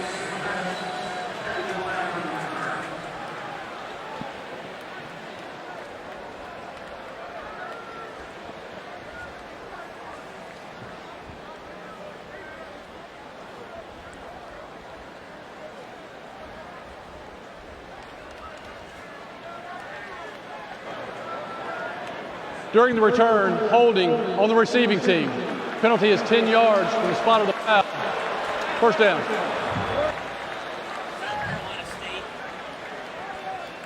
This season, for every field goal and extra point made by participating universities, Allstate will make a contribution to the university's general scholarship fund. Thank you, Allstate. UCF knocked off South Carolina State tonight. 15th consecutive win for the Knights. Their new head coach, Josh Heupel, came to Orlando from Missouri, where he was the offensive coordinator the last few years. Feleipe Franks will hand it off. This is Jordan Scarlett. Jordan Scarlett takes it to the 25. Cash Daniel brings him down. Kentucky has run for 251 yards on 26 carries tonight. They've outgained Florida by almost 200 yards on the ground. How surprising is that? given Florida's talent in the backfield. Extremely surprising. It's not that they haven't had an opportunity to run the football. That's Jordan Scarlett's 5th carry of the game. That's unacceptable right there. 4 carries for your bell cow in the first half. You got to give him more touches than that. I understand at times you got to take what the defense gives you, and they want to involve Feleipe Franks as much as they can and getting him layups and easy throws. But this offense is predicated on running the football and play action pass off that. They have to get Scarlett and these running backs going. 3rd and 3, and they told us in our meetings this week that they went to the pass more often last week against Charleston Southern, knowing they had a physical advantage. 5 wide now. I'd look out for a QB draw here. They need 3 yards. Franks pressured, flicks it, and it goes for a first down. Tyree Cleveland picks up 10. Josh Allen was bringing the heat. 2nd or 3rd time we've seen Feleipe Franks calm under pressure, climbing the pocket. Martez Ivey, the left tackle, gets beat here. Josh Allen is on the quarterback, but he steps up, makes Josh Allen turn that corner a little further, and finds Tyree Cleveland right over the ball. Tom, if he doesn't step up there, Josh Allen gets him. But it's those little movements in the pocket that make Allen's path to the quarterback a little longer, and that half a second to complete that pass. They're working on the right calf and the left of Josh Allen, who brought the pressure a moment ago. The active career sack leader in the SEC right now. Tom, they can't handle many more hits up front. Quentin Bohanna, starting nose guard, the 6'5", 340-pound sophomore, came out of halftime in street clothes, so he will be out the rest of this game. Tamir DeBose has been playing behind him on that Kentucky defensive line.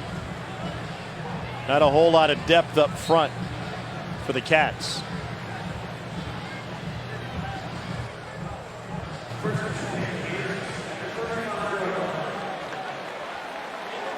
First down after the completion from Feleipe Franks. He is 8 of 14 through the air tonight.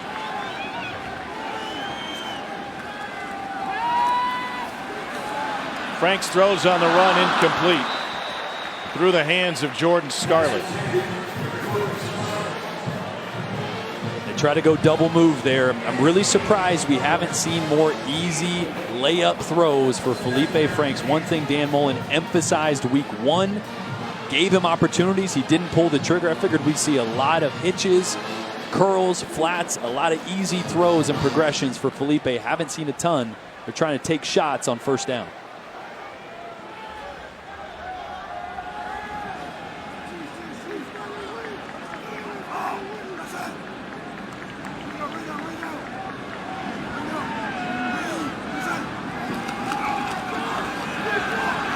O-line holds up.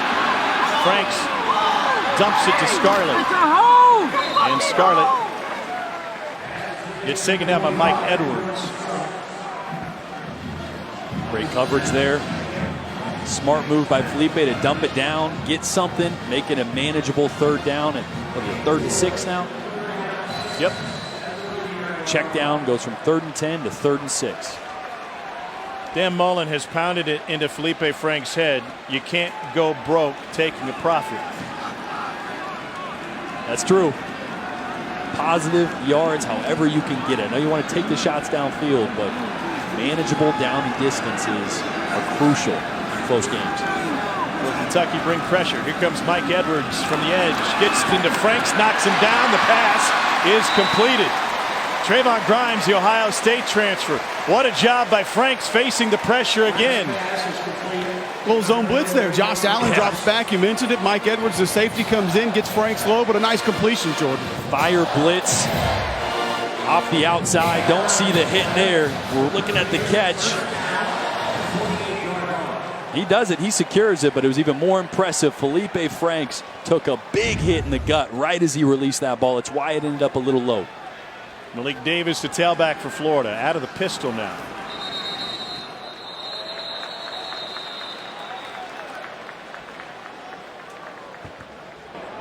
Prior to the snap, false start, 73 on the offense. 5-yard penalty, first down. That's a senior from Apopka, Florida, left tackle Martez Ivey.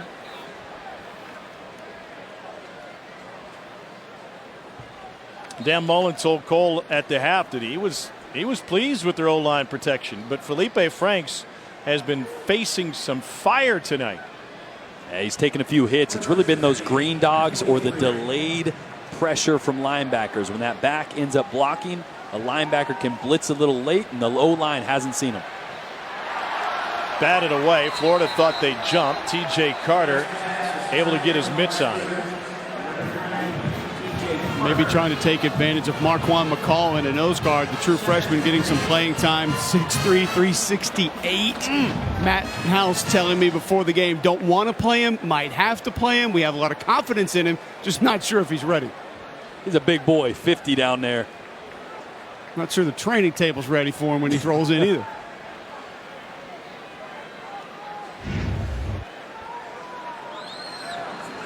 Second and 15 after the incompletion and the false start on the play before. Allen creeping up from the edge. Play clock's at 1. Here comes Allen. Franks rolls the opposite way. Will fire a laser, incomplete. Trying to find Freddie Swain.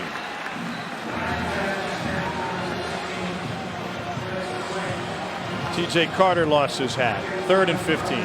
That's a tough throw there, moving Feleipe Franks to the left as a right-handed quarterback. It's always difficult to flip your hips quickly and drive a ball accurately 15, 20, 25 yards down the field, let alone great tight coverage by Kentucky.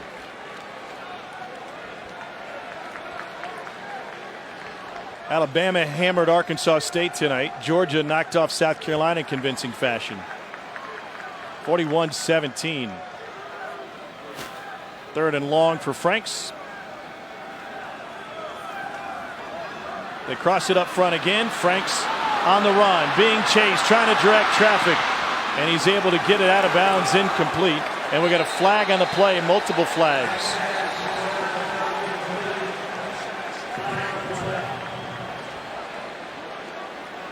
Mark Stoops furious. We've got 2 flags, one at the Florida 45, another one at the Kentucky 42.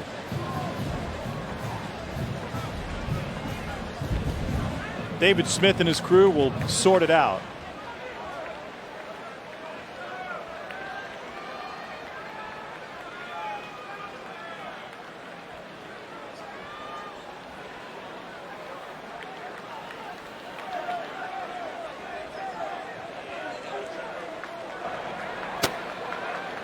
There were 2 fouls on the play.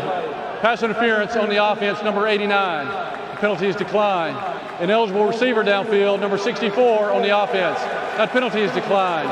Result of play, 4th down. So Florida will punt it away.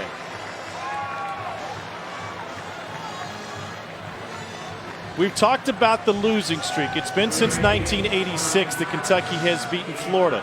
It is since 1979 that Kentucky last won a game in this building. And there have been games where Florida has put up monster numbers offensively in this series here at the Swamp. Bouvier rushes up to take it at the 21-yard line. 36-yard punt. Cats will look to add to their lead, up 14-10 on Florida. Let's take you back November 15th, 1986. It was a cold afternoon in Lexington. Mark Higgs had 27 carries for 97 yards. The only touchdown, Carwell Gardner was able to sack Kerwin Bell. And with under a minute left, Ricky Nattil fumbled. Kentucky recovered to ice the game. And the Cats snapped a 5-game losing streak to Kentucky to win 10-3. They haven't won since. But since that win, there's been a lot of Kentucky success. All-Americans, draft picks, SEC Player of the Year in Tim Couch. Well, they've had plenty of talent, enough to win. I'm talking, they've had good football teams. 2 eras come to mind. The Andre Woodson team, Randall Cobb, Jacob Tamming, Westwood Woodyard on defense. Really good ball club. And then obviously you got Tim Couch, number 1 overall draft pick, throwing the football to Craig Yeast. You think about those 2 teams not being able to get a win against Florida, just mind-boggling. David Bouvier with a 14-yard reception. Kentucky's going to go tempo here. They'll replace Bouvier with C.J. Conrad, who has a couple of catches. I love the tempo here. Keep momentum going, keep positive plays, moving in the right direction. Florida might bring some pressure up top here. There's Chauncey Gardner-Johnson. Swing pass to Bowden. Stiff arm. Room on the sideline. And finally popped by Donovan Steiner. That's just a great job right there by Terry Wilson. That's not an RPO. That was a pre-snap decision. They roll a defender up to the right. That means there's not enough numbers to block, and you leave one on the outside. Flip it out to your playmaker. Go one-on-one. Great pre-snap decision there by Terry Wilson. All you kids out there, if you're going to be passionate about something growing up, whatever you're going to be later in life, be as passionate as Jordan Rodgers is about RPOs, what is and what isn't an RPO. Yeah, you know what? The term gets thrown around so cavalier in this day and age. Just because you stick the ball in a running back's gut and you pull it and throw it. No.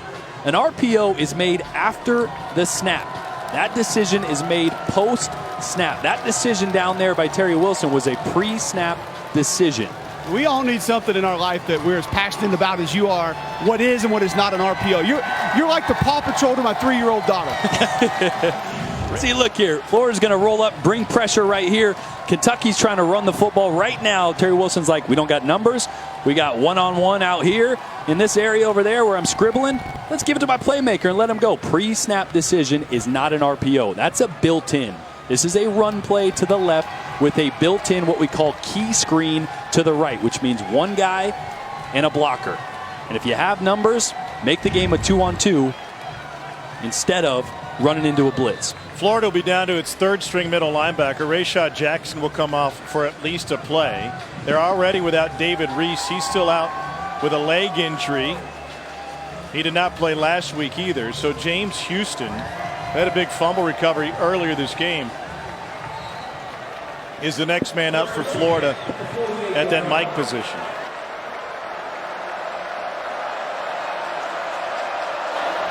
Houston's just a freshman.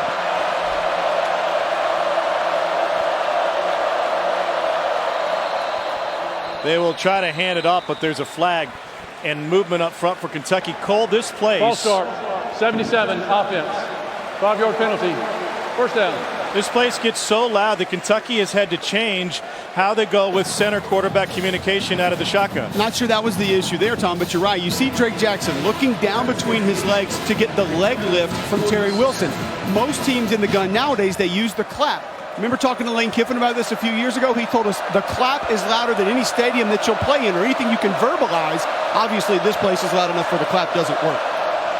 Wilson had to lift his leg twice before that flag a moment ago, and we've got multiple flags here as he goes down for a 2-yard loss. Where it gets tricky, Tom, is the timing. Defenses time your head lift. So you look down and they get a beat on that. So you have to be conscious of it and change up the timing of your snap from when you actually look up. And you'll see Illegal formation on the offense. 5 players in the backfield. The penalties decline. Second down. A loss of 2 officially. So second and long now for Kentucky. Terry Wilson, 8 of 13 through the air for 93 yards. He has rushed for 107 on only 9 carries. Isaiah Epps is the man in motion. Conrad's got a shift. Kentucky looks a little bit lost. Maybe a lot lost.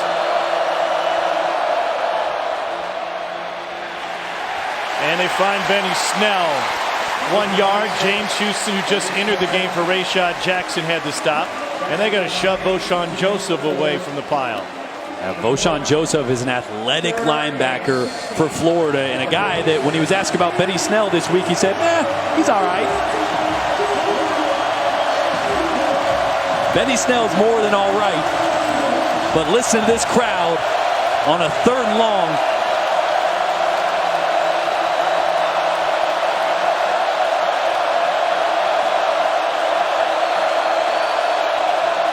Play action.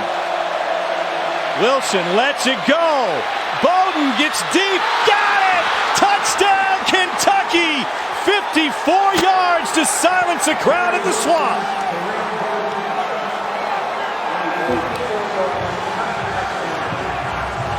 You might never hear a stadium get that loud and that quiet that quickly.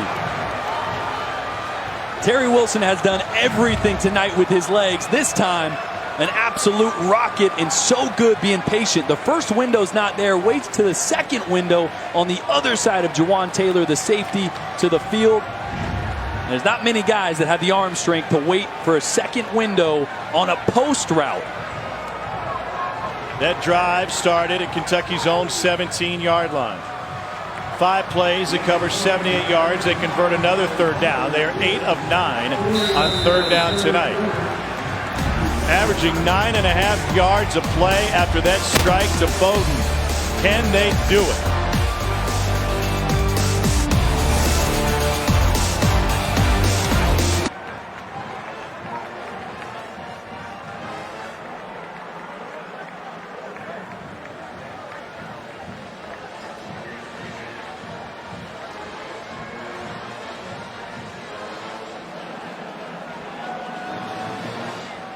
All right, Dari, thanks. Perhaps an upset brewing here at the Swamp if we didn't get one at Williams-Brice Stadium today, 21-10. Meanwhile, A&M trying to come back on Clemson. It's 28-10 Clemson.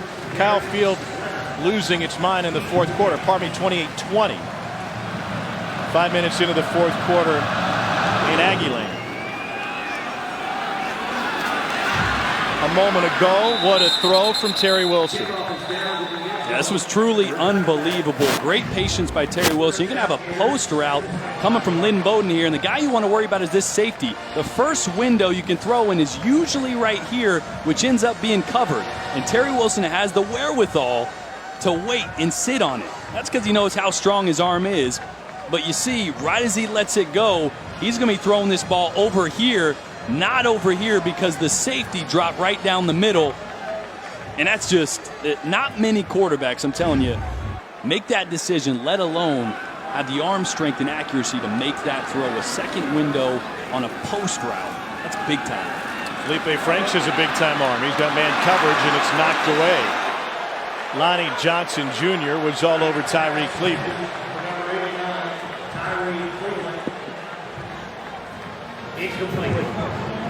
I guess that's where length at corner pays off. Playing the ball off the back of your helmet. Yeah, there are some tall DBs here for Kentucky. Lonnie Johnson, 6'3". Chris Wester, he hasn't seen much time tonight, is 6'4". Derek Beatty goes 6'3". That's like Dan Mullen mentioned when we were talking about Kentucky's defenses. You know, they don't have the 5-star guys on the back end, but they go get a 3-star corner that's 6'3" or 6'4". Franks rolls right, fires deep. It is incomplete. Van Jefferson stumbled a bit, and perhaps because he was pushed, he draws a flag on Lonnie Johnson.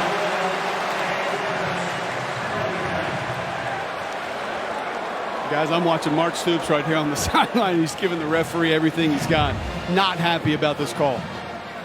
These are the mistakes you can't Pass have. interference on the defense, number 6. 15 yards from the previous spot, automatic first down.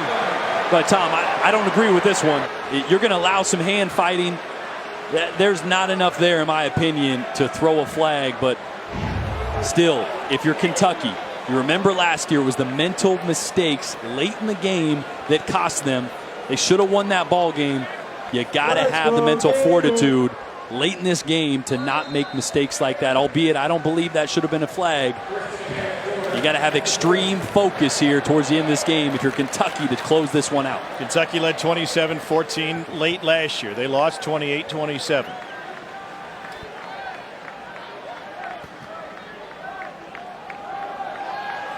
Franks again wants to go deep. That one was out of bounds. Looking for Trayvon Grimes. What do you think about the play call? I mean, it's surprising.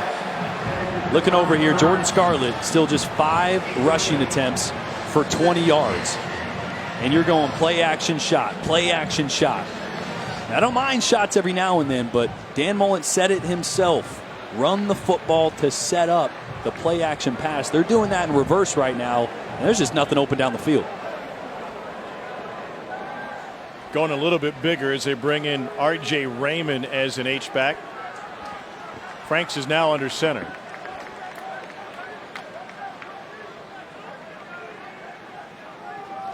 And they'll hand it off on 2nd and 10. Scarlett ducks in and pops out, and he gets brought down by the face mask, and that's an easy flag for the line judge. Chris Westry had a terrible penalty last week against Central Michigan, ejected for targeting in the second quarter. Personal foul, face mask, number 21 on the defense. 15-yard penalty added to the end of the run. First down.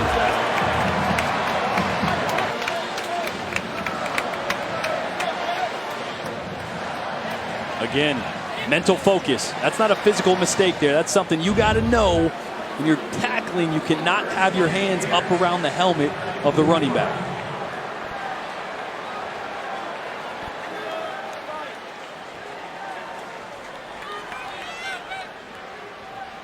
Franks pulls it back from Scarlett. And Raymond has it knocked out of his hands at the last second by Josh Allen, who was down in coverage. What can't Josh Allen do?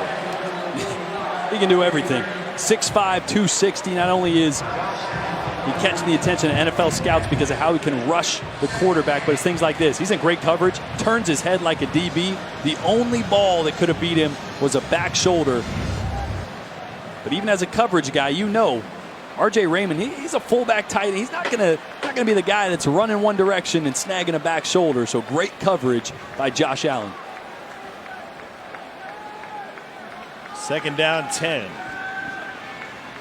Here comes a blitz. Franks kicks it to the outside. Kadarius Toney. He is electric. And he's able to gain extra yardage with a stiff arm of Lonnie Johnson. It goes for 19. Toney was suspended last week, one of 7 Florida players who didn't see action because of suspension. And he can be an impact player for him. And I'm surprised it took this long to say Kadarius Toney's name. He's as dynamic of a playmaker that Florida has, and you're going to see him taking the direct snap here. Can't quite find the edge. He can do a lot of things with the ball in his hand. He was a high school quarterback. We were talking with Juwan Taylor, and he was telling us about Kadarius Toney. He said, I was already at Florida and watching a playoff game. Toney was playing my old high school team. He scored 7 touchdowns on his own, and the only reason we won the game is because he had to come out after his shoes came untied, and the backup QB threw a pick 6. He's a special athlete. He'll go wildcat. They'll throw the ball with him. Jet sweep. Just haven't found a way to get him the ball tonight.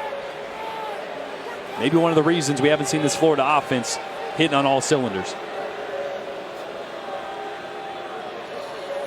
Let's take a look at the road to the championship, brought to you by Mercedes-Benz.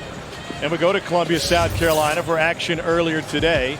Georgia, the heavy favorites in the East. A lot of folks thought this was going to be their big test. Well, they went on the road and they took care of South Carolina 41-17. 271 rushing yards. Jake Fromm was 15 of 18 for a $196. Jake Bentley threw 2 picks, including a pick 6. Elsewhere in the league, Nick Fitzgerald back to action. Mississippi State rolls in the Little Apple. Alabama had no issues. It looks like Jalen Hurts won't redshirt after all. He played a lot in that game against Arkansas State. And A&M is only down 8 in the 4th quarter at Kyle Field. How about that? I mean, surprised to see Jalen Hurts in cleanup or earlier than cleanup when you think the best thing to do is redshirt him. And at worst, if you're in the playoffs, you have a guy that's still got a couple games you could play late in the season if you need it. But, man, that last game that's going on right now, Clemson, Texas A&M, how about that? 28-20, 6 minutes left in the 4th quarter. A&M punting it away. 2nd and 8 for Feleipe Franks.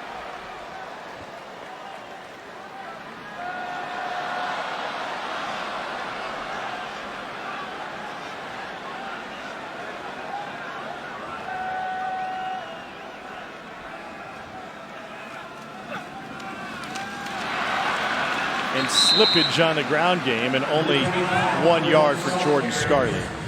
Why has Scarlett been so ineffective tonight? Well, they just haven't given him enough touches for starters. Only 7 touches in this entire game. He's got to get more than that. He's your bell cow. He's your best running back. Got to get him more involved, even if it's just to set up the pass. But there hasn't been a ton of push. The plays he has made, he's escaped, bounced it outside, and done something as an athlete. Not a ton of holes for him to run through. I'd get 25 behind 65 if it were me, guys. Well, they empty the backfield and spread him out left. Hammond in motion. They'll go 4 receivers to Franks' left. He looks right all the way. Now back to the left. Now back to the right. Now he's got to run. Flag on the play. Will likely be holding. And the pass ends up incomplete as he tried to thread the needle to Toney. We can see they want to put Toney in one-on-one situations to get him the ball, but he was well covered at the outset. Holding, number 65 on the offense. Penalty is declined. 4th down. That's right tackle Juwan Taylor. 24th consecutive start tonight. Thought he played best among that offensive line last week. I know it's a brutal holding call there on 3rd down, but thought Juwan Taylor was phenomenal in the opener for the Florida Gators. And working against Calvin Taylor here. He's in good position. His right hand, gets on top, and then as Taylor tries to escape, his left hand hooks him around the waist. 36-yard attempt for Evan McPherson, the freshman. Tommy Townsend, the punter, is the holder. The right hash, it will curl in. No, they say it was wide. Boy, it certainly looked like it came back in over the right upright. That will end a streak for Florida, where they had made 20 consecutive field goals.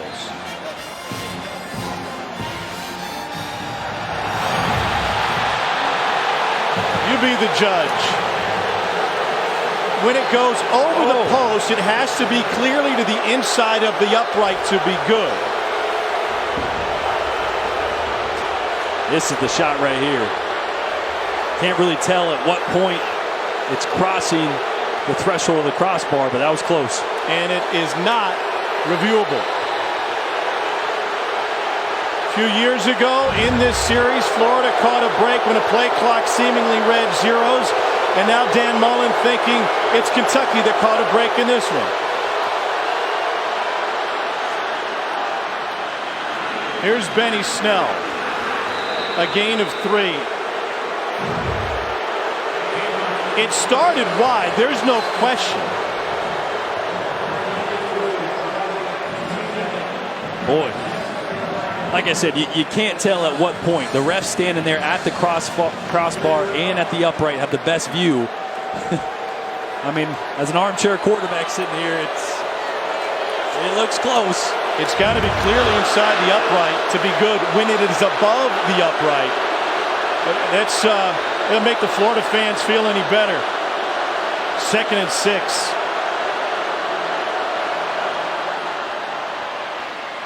Benny Snell to the outside, trucking guys. And so of all the ways Kentucky has lost games in this series, it seems they finally catch a break. I think it was good. Sure looks good. I don't think that's the best view. I think the behind view is the best view. And to me, it looked good. But like I said, that ref is standing at the crossbar looking straight up. And you said it's going to clearly be inside. And so on those replays, you can't tell at what point it's even with the crossbar to evaluate if it's inside or not. Kentucky trying to go back in time. They've only lost twice when leading after 3 quarters under Stoops. One of those a heartbreaker last year against Florida. Can they reverse the trend? And now let's take a look at our 15 minutes or less, brought to you by Geico. See Terry Wilson do it with his legs on runs, but even more dangerous when an athletic quarterback gets outside the pocket, keeps his eyes downfield, and delivers a strike. And Feleipe Franks, limited opportunities, has been good as well.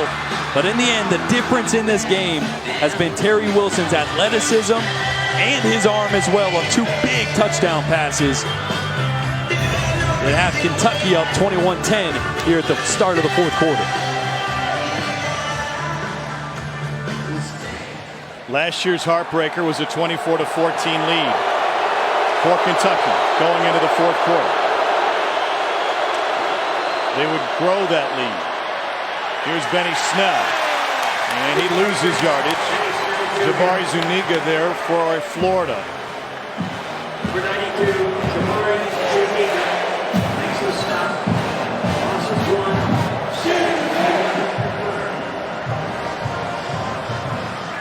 In the Commonwealth, when it comes to this series, they haven't been all happy and bright since 1986. Certainly not merry. 2nd and 11.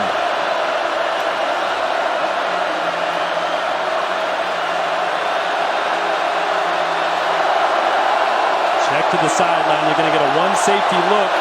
Nope, now Florida's going to audible out of that. As one team checks, so is the other. Kentucky, they're first. Eddie Grant talking it over with Mark Stoops. It's the second time tonight Kentucky's had to use a timeout to avoid a delay a game penalty. Is Mark Stoops having headset issues? He's having some kind of issues right now.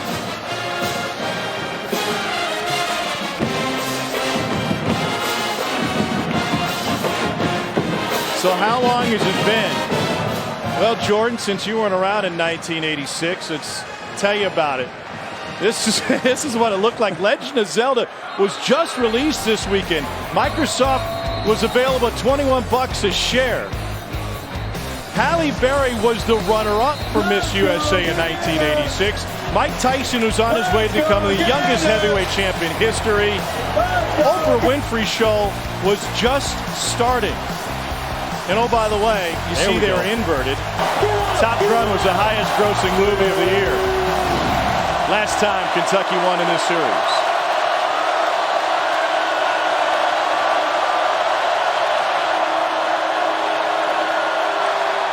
Here's Snell on 2nd and 11 and a flag down.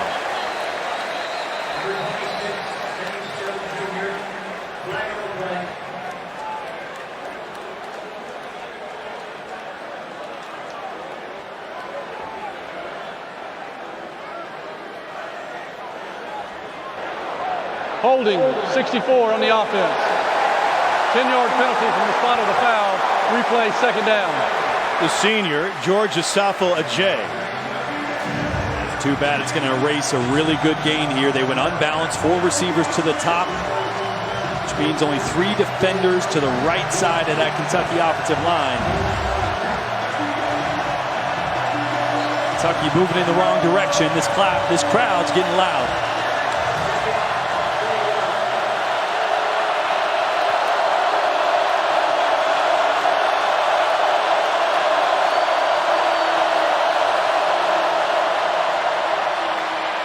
Benny Snell dances his way.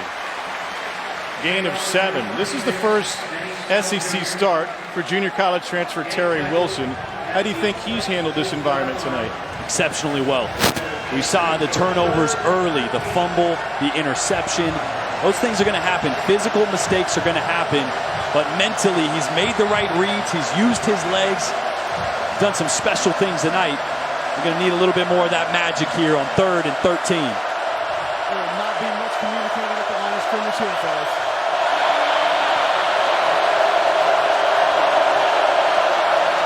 Wilson looking for Snell out of the backfield. Snell makes the first man miss. The second man doesn't. It was Chauncey Gardner-Johnson who cuts him down.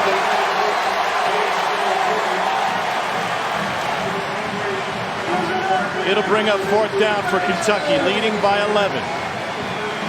Dramatic moment at Kyle Field. Texas A&M fumbled moments ago. They trailed Clemson by 8. It was ruled a touchback, and Jimbo Fisher's losing his mind.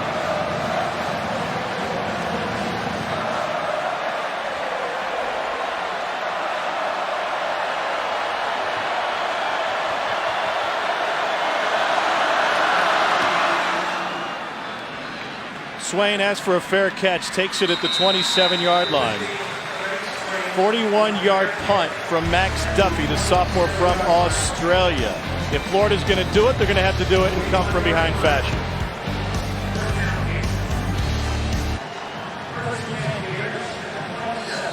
All right, Dari, thanks. We watched that play about 15 times a moment ago, and it looked like it did not go over the pylon. Yeah. Should have been out where the fumble was in A&M possession. Especially that pylon cam right down the line. Sure looked like it was out of bounds before. Malik Davis is in at running back for Florida.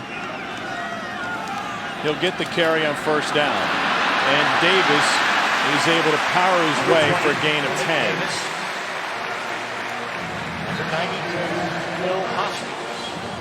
A couple nice pulls there by the Florida offensive line. G-scheme, blocking back, pulling around. That's an issue that Dan Mullen's had with this team, something they want to improve upon. Finally get it going there late here in the 4th quarter. Florida has run 47 plays tonight. They've thrown it more than they've run it. 22 runs, 25 passes. Franks fires outside, dropped off the hands of Tyree Cleveland. Adrian Middleton brought the coverage. Boy, that is a fifth drop for Florida. And a tough, dangerous throw on the run from the left hash with a flat defender underneath. Feleipe Franks is lucky he got enough on that ball to beat the flat defender. Don't love the play call there. And they've thrown a lot on first down tonight. A lot of shots on first down. Especially second half. They came out looking deep early in the series. Franks intercepted! It's Darius West, and Kentucky has the takeaway here in the fourth quarter with an 11-point lead. That is a monumental mistake by Feleipe Franks there.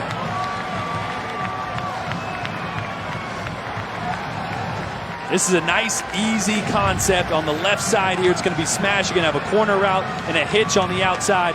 You're really just high-low read on the corner, but this ball has to be out. To the field, you have a little bit more time. To the boundary, it's got to be out, and it's got to be outside. You cannot miss that ball inside. You see Feleipe falling off that throw a little bit. When you're off balance as a quarterback, you're going to be inaccurate, and you can't leave that inside. Kentucky is 11 minutes and 39 seconds away from ending the longest continuous losing streak in major conference football.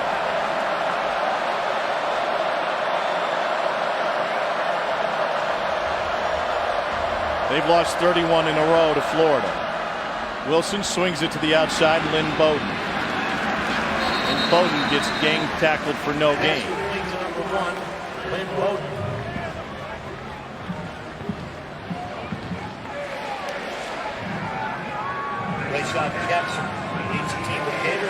Remember last year in the fourth quarter, it was a 27-14 lead for Kentucky. Before Florida, under second-string quarterback Jack Del Rio, came storming back in the game. Got to protect the ball. If you're Terry Wilson here, I imagine we're going to get a handoff, but secure everything from the snap to the handoff. Can't afford to let that ball hit the ground now. Snell through the pile. 8 yards for last year's SEC leading rusher. How patient is Benny Snell? I mean, presses the line of scrimmage, Jordan, and he never finishes a run with his shoulder pads facing towards the sideline. Not one time. They're always facing towards the end zone, every single play. And sometimes when he hits that hole, Cole, it's almost like he's going slow motion, but it's that patience, right? He's waiting for blocks to get set up. It's a true sign of a veteran running back that knows how to read and set things up. Timeout. Florida. They're first. Kentucky looking to add to its lead. 3rd and 2 when we return you to the Swamp. SEC Saturday Night is presented by Holiday Inn Express. Be the readiest.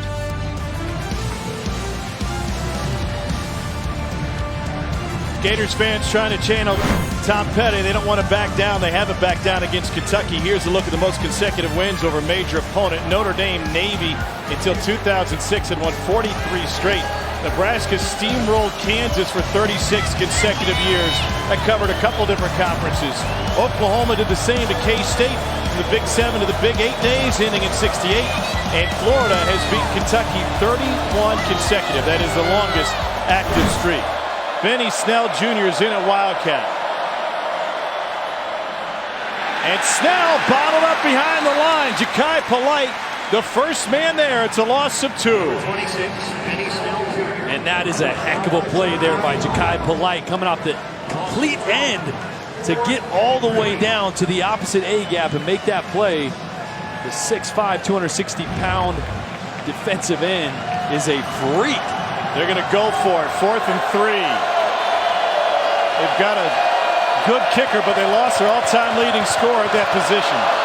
Florida's showing pressure.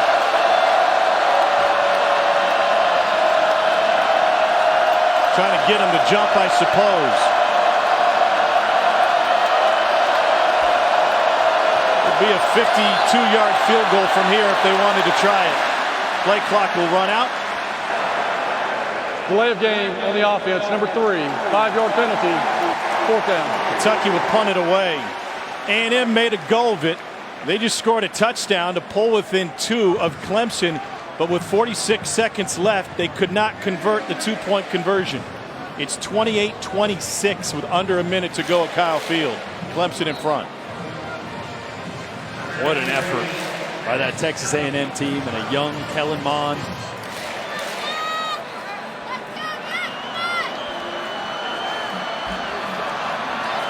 Next Duffy will try to pin the Gators back. Florida might be offside near side.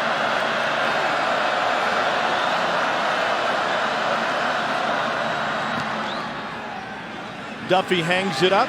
It'll come down inside the 5. And they get it at the 1. Fantastic job by Zach Johnson to come out of the end zone and down a 37-yard punt. Let's check in with Dari.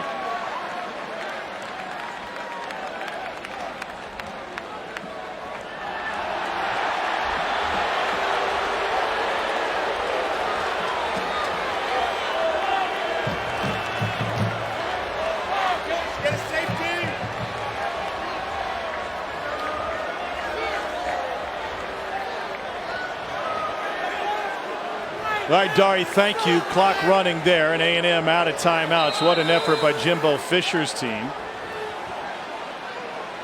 Long way to go for Feleipe Franks in Florida. He's operating from his own end zone. Feleipe Franks originally committed to LSU. But when the coaching situation came into question with Les Miles, he decided to reopen his recruitment. Please reset the game clock to 8 minutes, 41 seconds. 8, 4, 1. He was so dialed into LSU that his mother was driving him there every weekend. She's racked up about 160,000 miles on her Toyota Prius. He said it's roomier than you might think. But after all that, he decided, you know what? Coaching question marks with LSU, I'm going to go straight to Florida. Part-time starter last year, named the starter this season ahead of Kyle Trask. From the end zone, comes to check over the middle. That's good for a Florida first down and Freddie Swain. That's just a great job by Feleipe Franks. I asked him about what his favorite route to throw was. He said a deep ball. I said, okay, what's your least favorite? What do you need to work on? He says that route right there, the dagger route, the deep dig. Patient job looking front side, coming back to your third read there for a wide open game.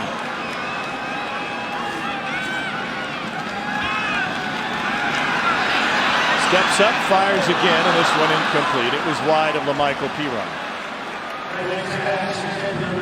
Middle pressure from Adrian Middleton there, coming over right guard Fred Johnson. Nice inside move, able to force Feleipe Franks to just step to his left a touch, thus an errant pass. Yeah, and Middleton's playing a big role, as you said, with Bohanna out. Middleton's down about 25, actually up about 25 pounds from last year.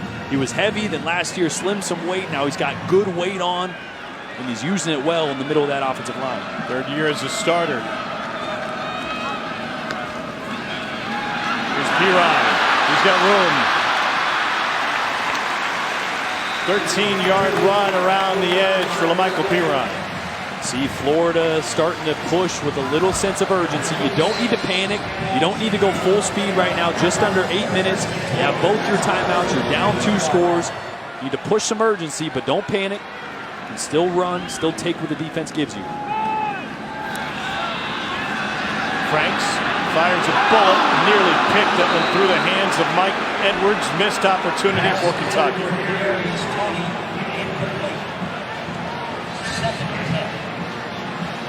When they have directed Feleipe Franks to get the ball to Kadarius Toney, he is zeroed in on him. Yeah, this is great. I said take what the defense gives you. He wants to throw this deep comeback. He puts this on a line. This ball really needs to be over the top of that linebacker. He throws it with too flat of an arc and almost throws an interception. Ball's got to have a little more air. Level 2 ball. about 10 to 15 yards of air there. That's a completion. One touchdown and one pick for Franks. Big hole. And Pirine has another first down. This is a drive that started on Florida's 1-yard line. It's the run game that's really getting things going here. Haven't seen much of it all night. But Pirine in there, the changeup back. Play action, loss of football. Franks just didn't take it with him, and they'll end up losing a yard. Boy, can't have that. Got to be really firm. Yeah, you see that? Franks is trying to flip for the laces as he's doing a play action. So as he's sticking the ball in the running back's gut, he's trying to flip for the laces. You got to secure the fake, and then you can find the laces afterwards.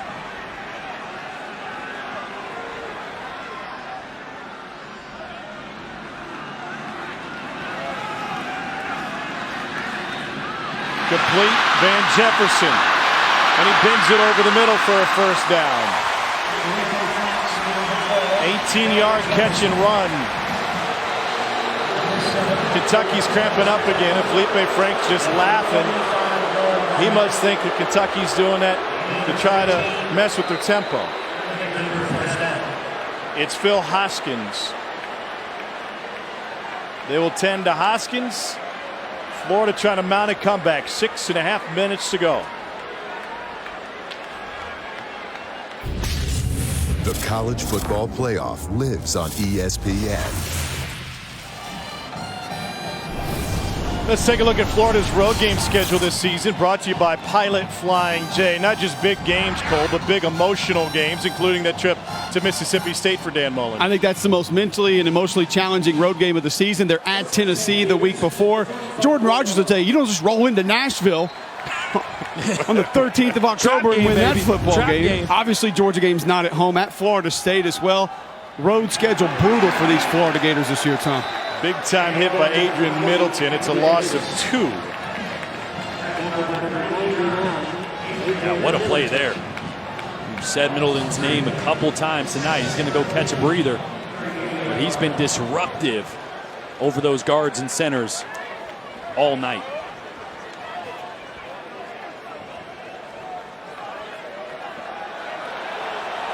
Second and 13.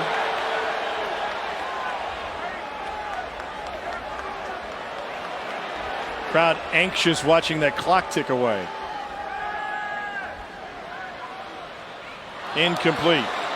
Flag down.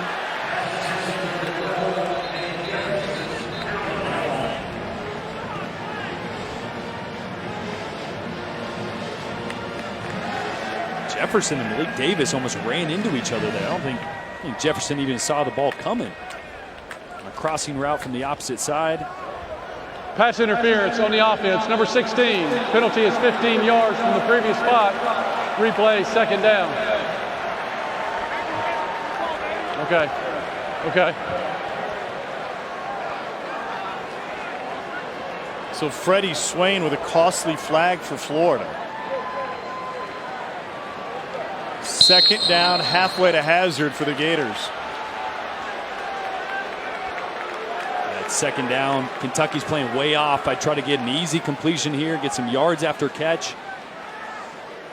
Make it a more manageable third down. 3-man rush.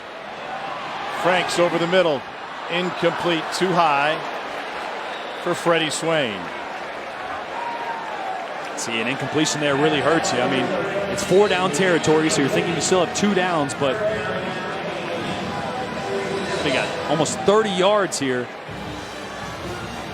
Really needed some positive yards on that play. I would like to see a quick pass play, get the ball out of Feleipe's hands into a guy like Kadarius Toney or Van Jefferson and let them try to pick up 10. I'd still say you do the same thing here because you know you're going to go for it on 4th.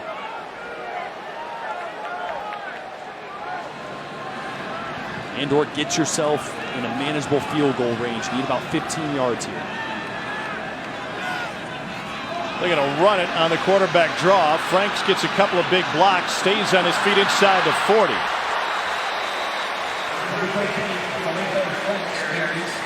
19-yard run by Franks. How about that play call? That's great. I was looking at the 35-yard line thinking you got to get inside that if you're going to even think about kicking a field goal. As a quarterback right here, you're taught hash number sidelines. All right, get upfield, get vertical, keep working towards the sideline. It's a great job by Feleipe Franks to get his team in striking range. Well, they have a freshman kicker with a big leg. Evan McPherson set the Alabama state record for a field goal without a tee when he knocked through a 60-yarder for Fort Payne High School. McPherson originally committed to Dan Mullen at Mississippi State.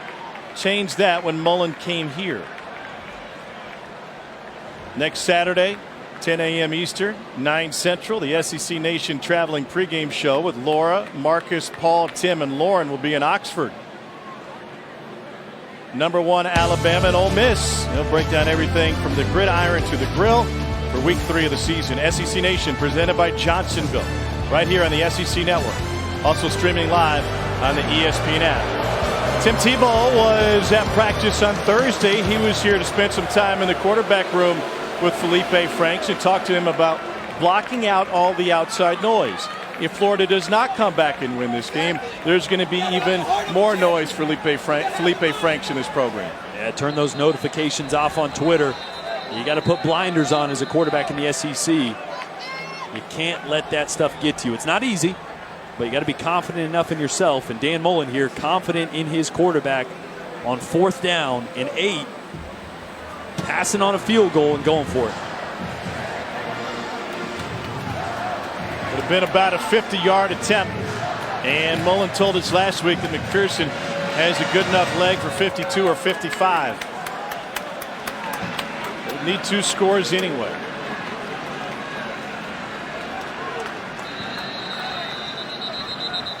And a timeout taken by Kentucky. Timeout, Kentucky. Their second. Kentucky trying to end a 31-game losing streak to Florida. Key 4th down coming up.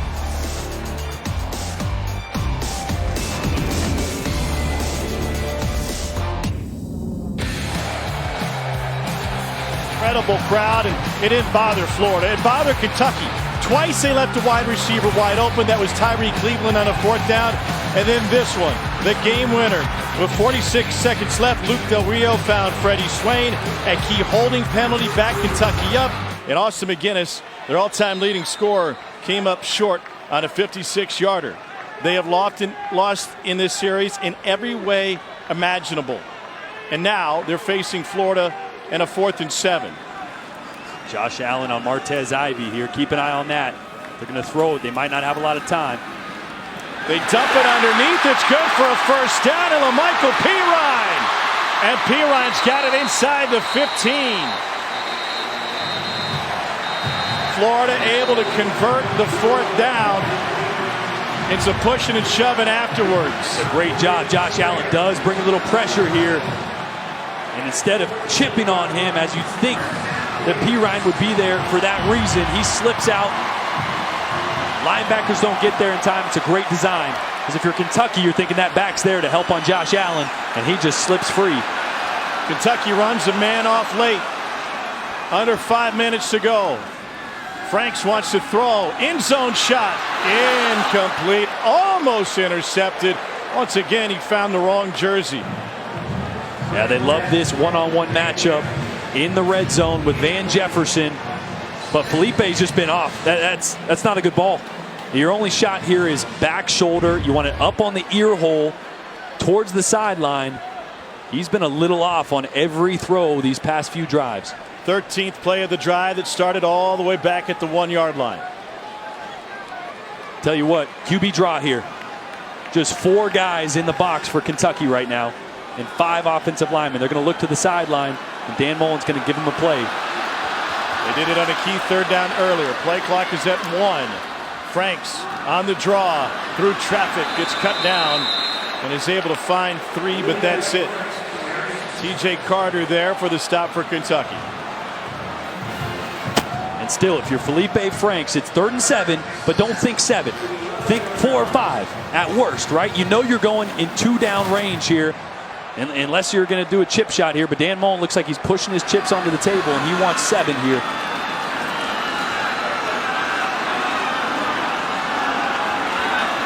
Swain, the man in motion.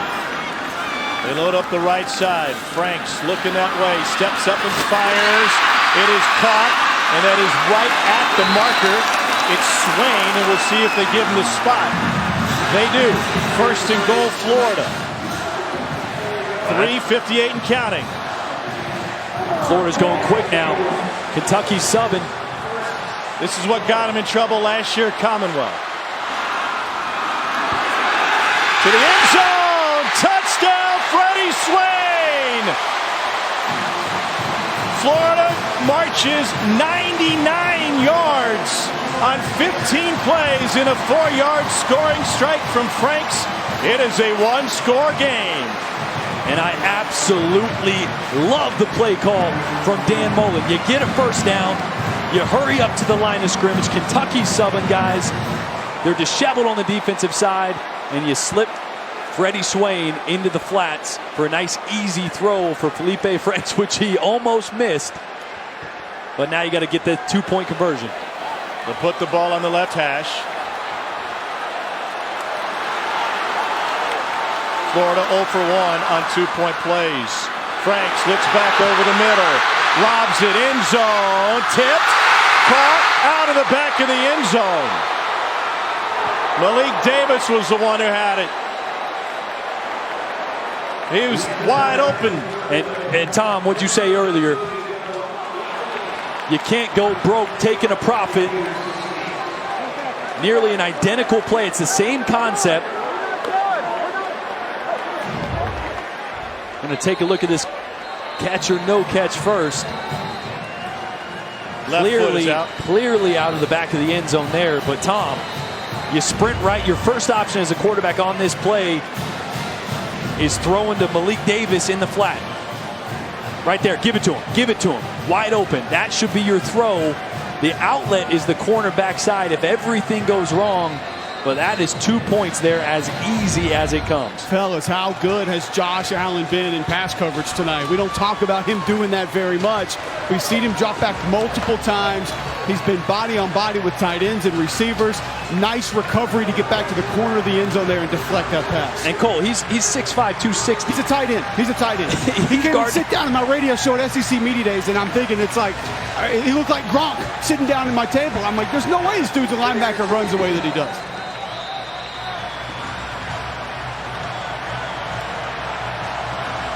Florida kicks it away. Nobody back to receive it. And it'll be a touchback. So let's take you first to the touchdown. Little hurry up, get to the line of scrimmage.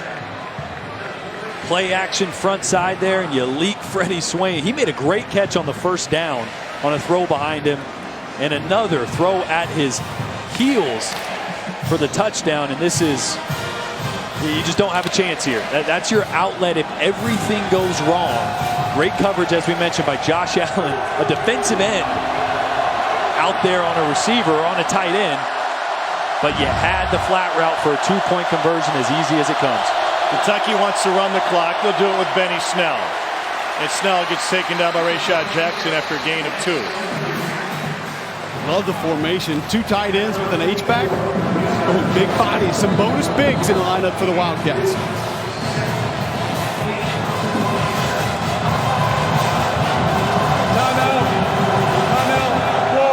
Florida uses a timeout. They left like, what, 10 seconds on the table? I think they're going to put it back on. Mullen's talking to the ref right now. Yep, 3:29 will be the time remaining as he adjusts the clock. Thank you. 2nd and 7 now for Benny Snell in Kentucky. How about the job by Feleipe Franks to go 99 yards to make it a 1-score game? Yeah, I mean, for a guy that struggled most of this game with accuracy issues, threw an interception on a really bad ball, to gather yourself, to not panic, to not go into the dumps mentally as a quarterback, to say, you know what, I can still do this. Really good job. Still not accurate, but really good job getting the ball to his guys when he needs to. How hard is it to be effective when you're not throwing the ball well? And he's not. Even on these plays where they've scored or made big plays, the ball has been inaccurate, but the fortitude and confidence to keep coming back and making those throws, that goes a long way if you're Florida to see Feleipe Franks doing that. We'll see if Feleipe Franks gets another chance. Flags on the play coming out of the timeout. 12 men on the field for Florida. Out of a timeout. Inexcusable. Jeez. Illegal substitution, 12 players on defense. Penalty is 5 yards from the previous spot. Second down. That is that. I mean, what are they? 2nd and 2? Yes, 2nd and 7 to 2nd and 2. It changes everything for a team just wanting to run the clock. Can't have that. You said it. Out of a timeout. Cannot have personnel issues.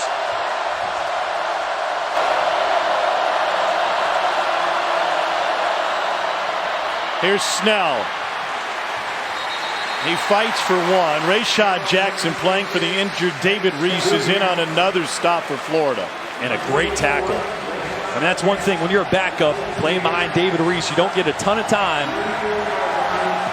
to get comfortable with what you're seeing. Made a quick decision. Great tackle to save that and force a third down. This place is rocking on a 3rd and 1. Kentucky's going heavy. Tight end fullback in the game.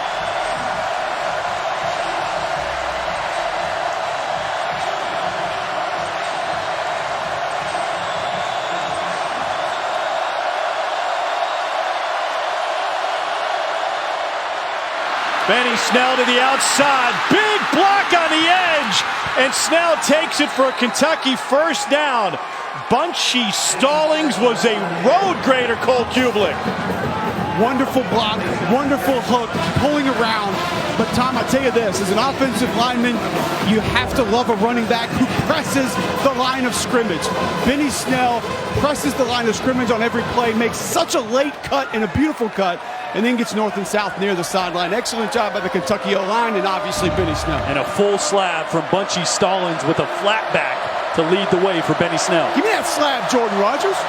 Oh, it was given. Benny Snell will take the direct snap. Kentucky trying to end the longest consecutive losing streak in major college football. They haven't beaten Florida since 1986. Cole Kublik had hair. Timeout, Florida. Their 3rd and final timeout of the half. The streak is 31 this will consecutive be a 30-second games. timeout. Please reset the game clock to 2 minutes, 4 seconds. 2-0-4. Kentucky hasn't won here in Gainesville since 1979. Thank you. They got torched by Warfel and Doring. Chris Leak had a major comeback. They lost in triple overtime. There have been all sorts of wins for Florida in this series. And Mark Stoops thought they had ripped the monkey off the back last year. They're denied with 43 seconds left. We're on the flight on the way home out of Lexington the next day, and a woman sitting right behind me tapped me on the shoulder. She said, I've been coming to these games for 30 years. I'm never coming back. I want to call her, sell her some tickets now if they can finish this one off. And not completely over yet. Kentucky still needs a first down. If Florida stops them here twice, could still have around 30 seconds or so. But you would probably need to go the length of the field in that case. But you got to get stops here first.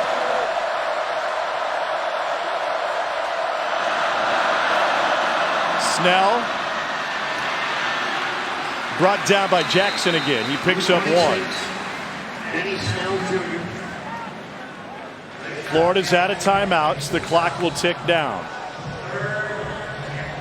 And for an inexperienced quarterback here with Terry Wilson, got to let all the seconds come off the clock. So walk to the line of scrimmage, get your eyes on that play clock, and do not snap the ball. Mind you, Benny Snell, the veteran, is going to be back there. Milk that clock as long as possible.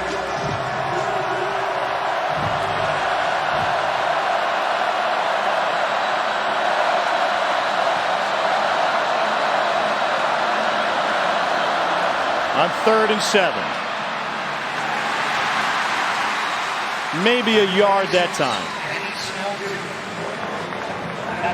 So Florida will get another crack at it with about 40 seconds left, maybe less.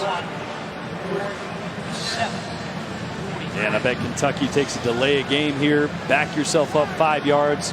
Give a little more cushion to try to pin Florida back inside the 10 or inside the 5. It was a fantastic punt from Max Duffy last time. He's from Perth, Australia. When he showed up in Lexington this summer, he had never before put on football pads or a helmet. They had to walk him through that. They had to teach him how to wear the equipment. And now he's trying to pin Florida deep. The Aussie will send a bouncer inside the 20. It's lost and then recovered. Freddie Swain had to go right through the wickets. It'll be a long field for Florida. 29 seconds left, 95 yards to go. Trying to make a play, can't blame him, but got to get the ball first. Really lucky to be able to fall on it before Kentucky gets there.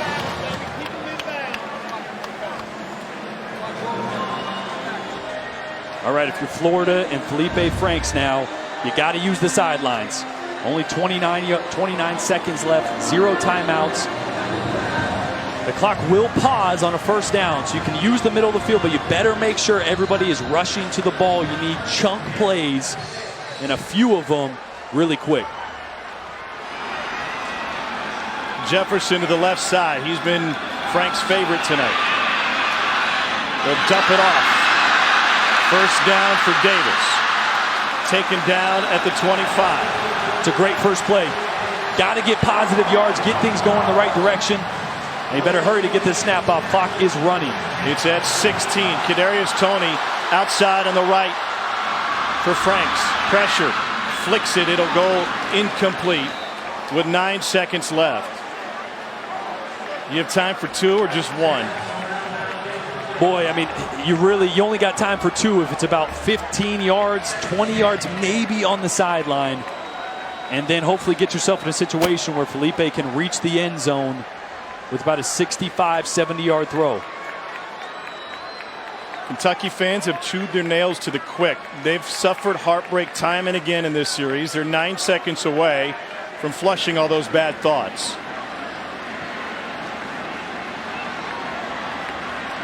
Trips to the right, Toney on the outside. Play clock is at 3. Try to work the sideline here.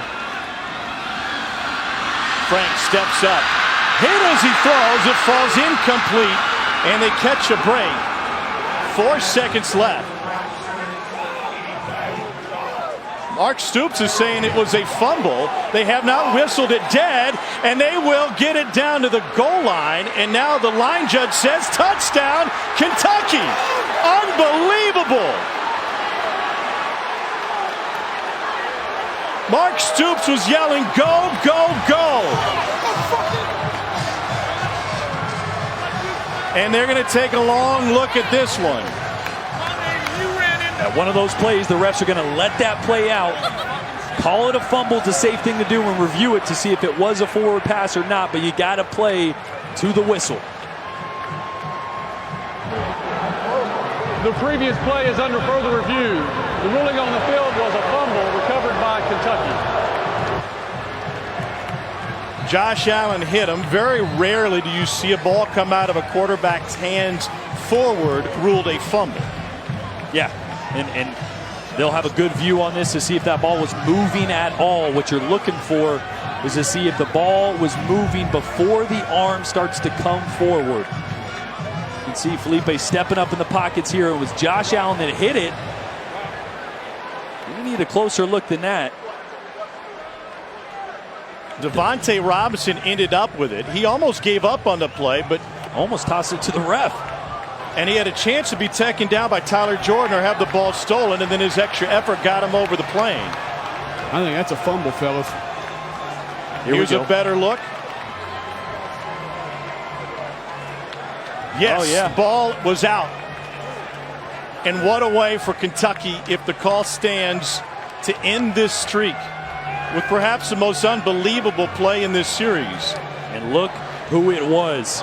From breaking up the 2-point conversion play in coverage to beating the left tackle to force a fumble and close it out After a 31-year drought for Kentucky, Josh Allen was everything to Kentucky tonight.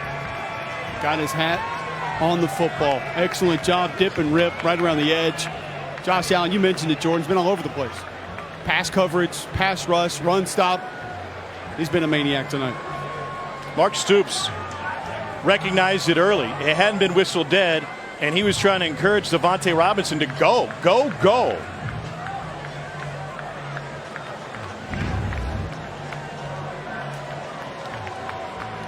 Ron Leatherwood is the replay official. David Smith, the referee.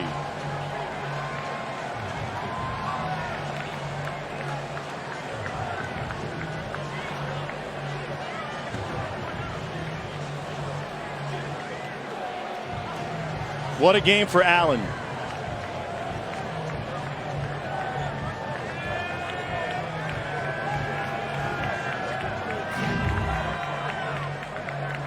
See it here again. That big loop. Feleipe Franks got a big arm, but he does loop the ball in his takeaway. Here's the call. After further review, the ruling on the field of a fumble is confirmed. A touchdown was scored by Kentucky at the end of the play. Game is over. Kentucky fans can excel. Finally, the streak is dead.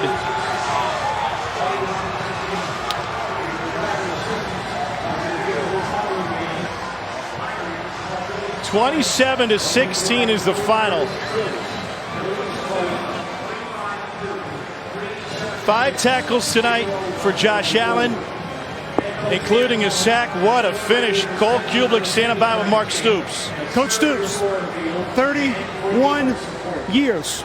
How does it feel? It's hard to describe. You know, it's been a long time coming. We played them very well since I've been here, different games, and it's been very, very frustrating. Could not be more happy for our players. They just showed unbelievable character. They've been a joy to work with, and for our fan base that's waited a long, long time for this one.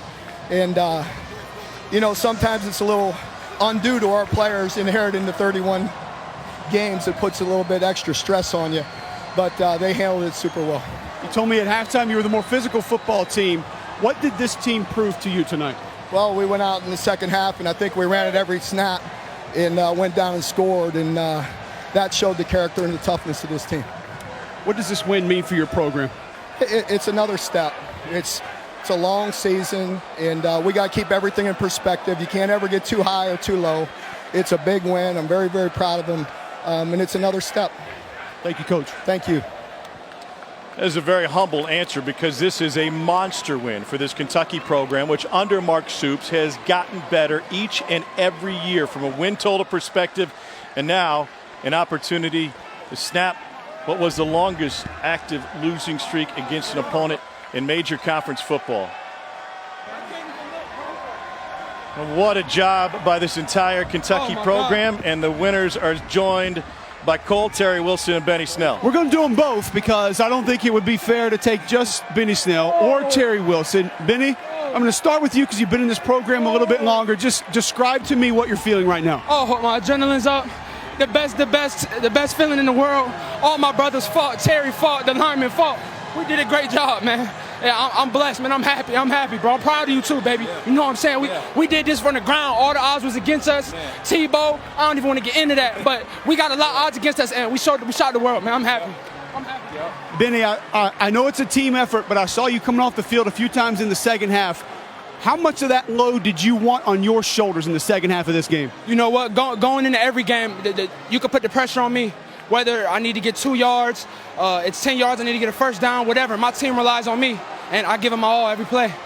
Terry, he mentioned pressure, overcoming mistakes. You had a couple critical mistakes early in this game. It didn't seem to faze you one bit. Why was that? Man, not at all, man. I learned from last week, and all I got to do is just, go to the next play. White piece of paper, and just forget about the bad plays, and, just stay focused on the next play. Mistakes are going to happen, but that's what I got to do is just bounce back and just make plays. You transferred into this program, but how much did you hear about the streak in the past week? It really wasn't a big deal to me. I just knew that we had to come here and do what we had to do. We practiced really hard as a team, and we were really hungry to get this W And I'm so proud of these guys, man. You know, we gave it our all out here, and we were just so ready to play, man. We were just ready. How confident were you in the plan that Eddie Graham put together for this game? Oh, confident. And, you know, the thing is, I go over my plays every night. And, you know, I trust in Coach Graham, and I trust in Coach Henshaw and Stoops. And, you know, they're going to put me in the best position. You know, so, you know, I have so much trust in those guys. I love them. Thank you. Go enjoy it. Thank you, guys. Thank you. What an incredible swing of emotion for this Kentucky program and their fans. We were in the building last year when Kentucky frittered away that lead, when Florida won it with 43 seconds to go, taking the go-ahead touchdown and putting it on the board. And the devastation. This is what the Kentucky fans looked like last year. Devastated in the stands. And when Mark Stoops said that was the best environment we've ever had at Commonwealth Stadium. And then they come here where nobody wins.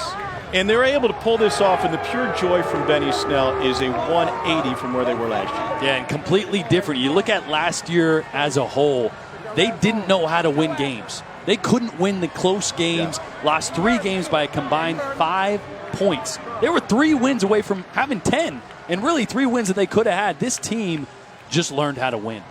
And if they would have won last year, that season might have gone differently. Those close wins or losses might have been wins. This year, this is the type of victory that can set the tone and set a mentality for your team that transcends the entire season, not just this Saturday or this week. We don't know what the SEC East is going to look like at the end of the year. And we have a feeling that Georgia's going to be there at the top, but otherwise, it should be wide open. And why not Kentucky? I think that's a fair question to ask. Absolutely. With a quarterback as dynamic as Terry Wilson and one of the best running backs in the entire SEC and Benny Snell, when you can run the football with a running back and a quarterback and they're playing solid defense, that's a team that can beat anybody on any Saturday. But to see Terry Wilson, after turning over the ball 4 times last week, 2 early turnovers here, that's a time that he might have been looking over his shoulder and going, are they going to put Gunnar Hoke back in? And that might have been a thought, but Terry Wilson came back out, took control and command of this offense, did things with his legs, with his arm. He was the X factor tonight. As good as Benny Snell was, Terry Wilson was the difference. Here's another thing to consider. Kentucky did not play a perfect game tonight. They were far from it. In fact, there were a lot of mistakes that they still need to fix. But Benny Snell played with emotion. He carried his team throughout the entire night. He carried his team late. He finishes with 175 yards on the ground on a workmanlike 27 carries, and he is moved to emotions like he has not experienced on a football field. Mark Stoops finally gets the monkey off his back. It's replaced by Gatorade. Let's get you to the studio. Kentucky knocks off Florida 27-16. Dari, Chiz, and Doring, it's all yours.